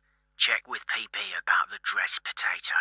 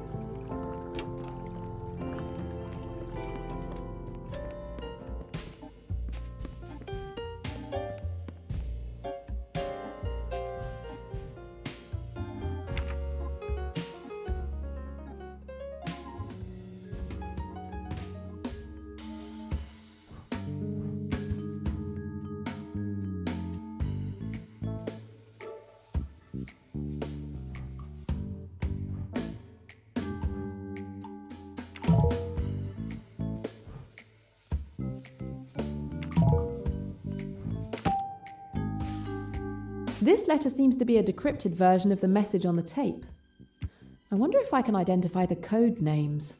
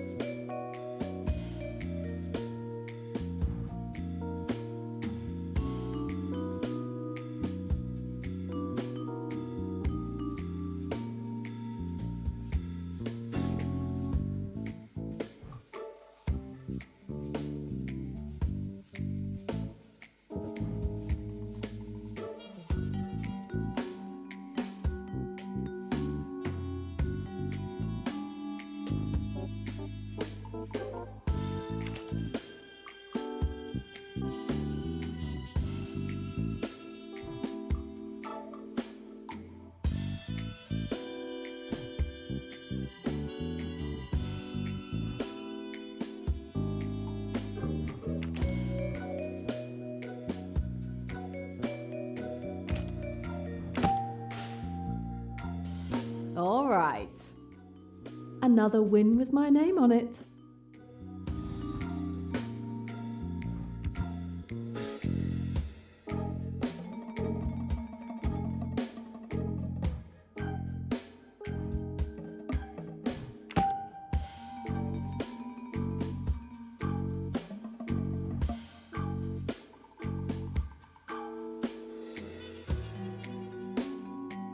Not really. One more test successful.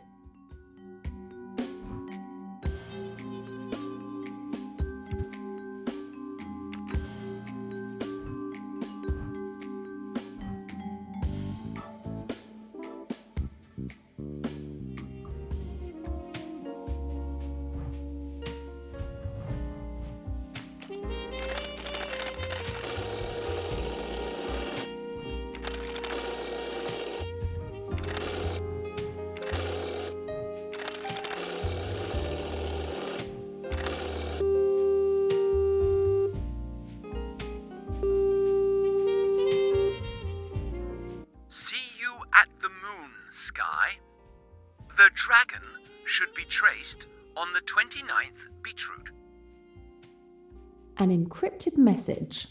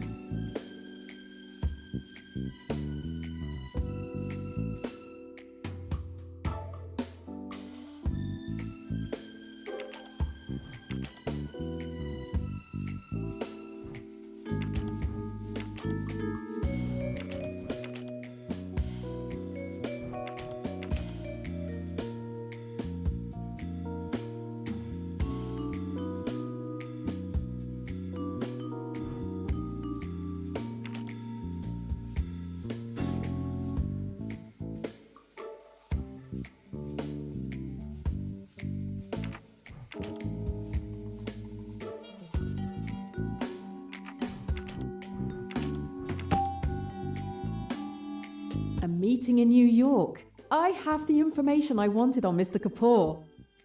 Yes! Sometimes I even surprise myself.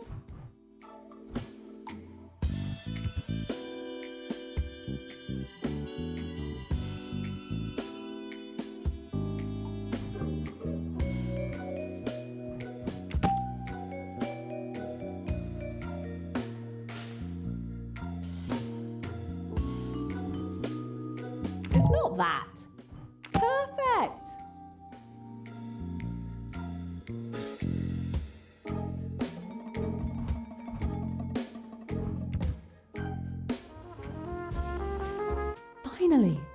Finally, I've got a lead on Emmy's murder, and it's linked to AWL just as I thought. The company apparently commissioned her murder, and it was someone called the Spider who carried it out. And now I learn that this spider is due to be in New York in a few days' time. I need to get on a plane as soon as possible. It's time to close the case of Mrs. Leach's fake bracelet.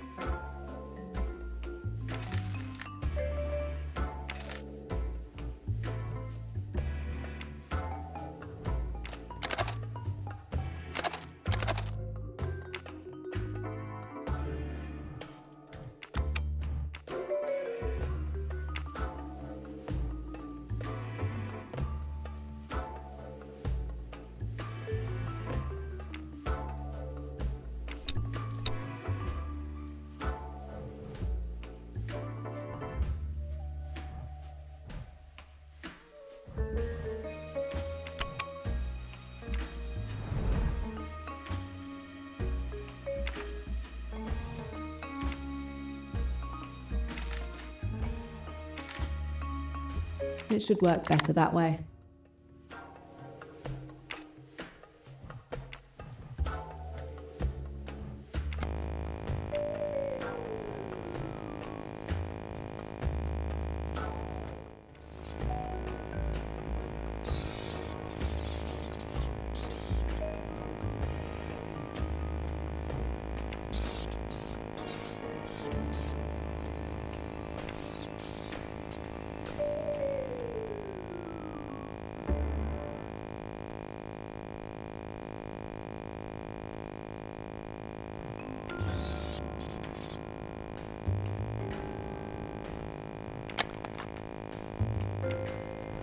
Finally, I found Mrs. Leach's bracelet.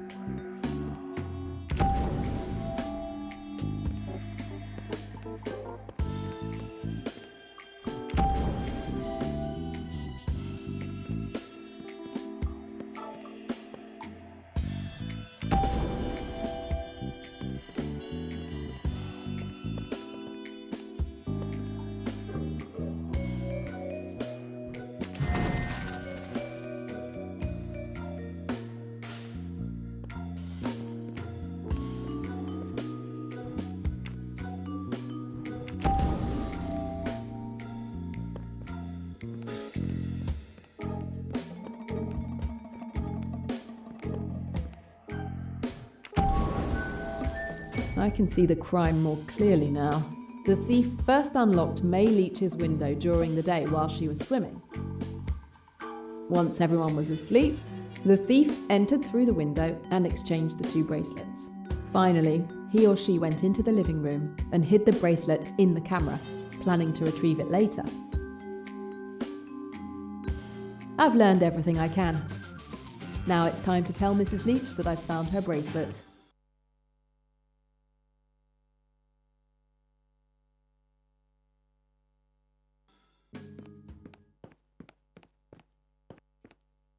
Mrs. Leach, I believe this belongs to you. Oh my goodness! You found it! Thank you so much! Thank you so much! It means so much to me. Madam, as far as the suspects are concerned, I have come to a conclusion, but Oh, no. Please, I don't want to know. Don't tell me. I'm already heartbroken that one of my guests tried to steal from me. The most important thing is that my bracelet has been returned. As you wish, madam. I'll leave you to it. My job is finished. I'm certain you'll make sure no one finds out why I was here. Why don't you stay for a few days? You deserve a holiday.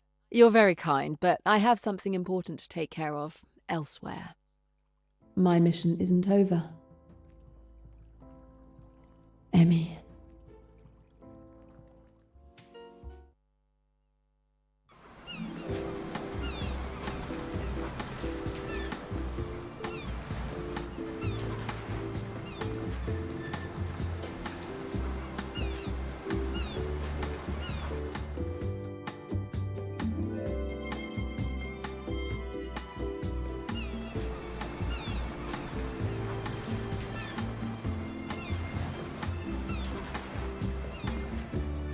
The Doyles are safely aboard the Carnac steaming south with no sign of Miss de Belfort.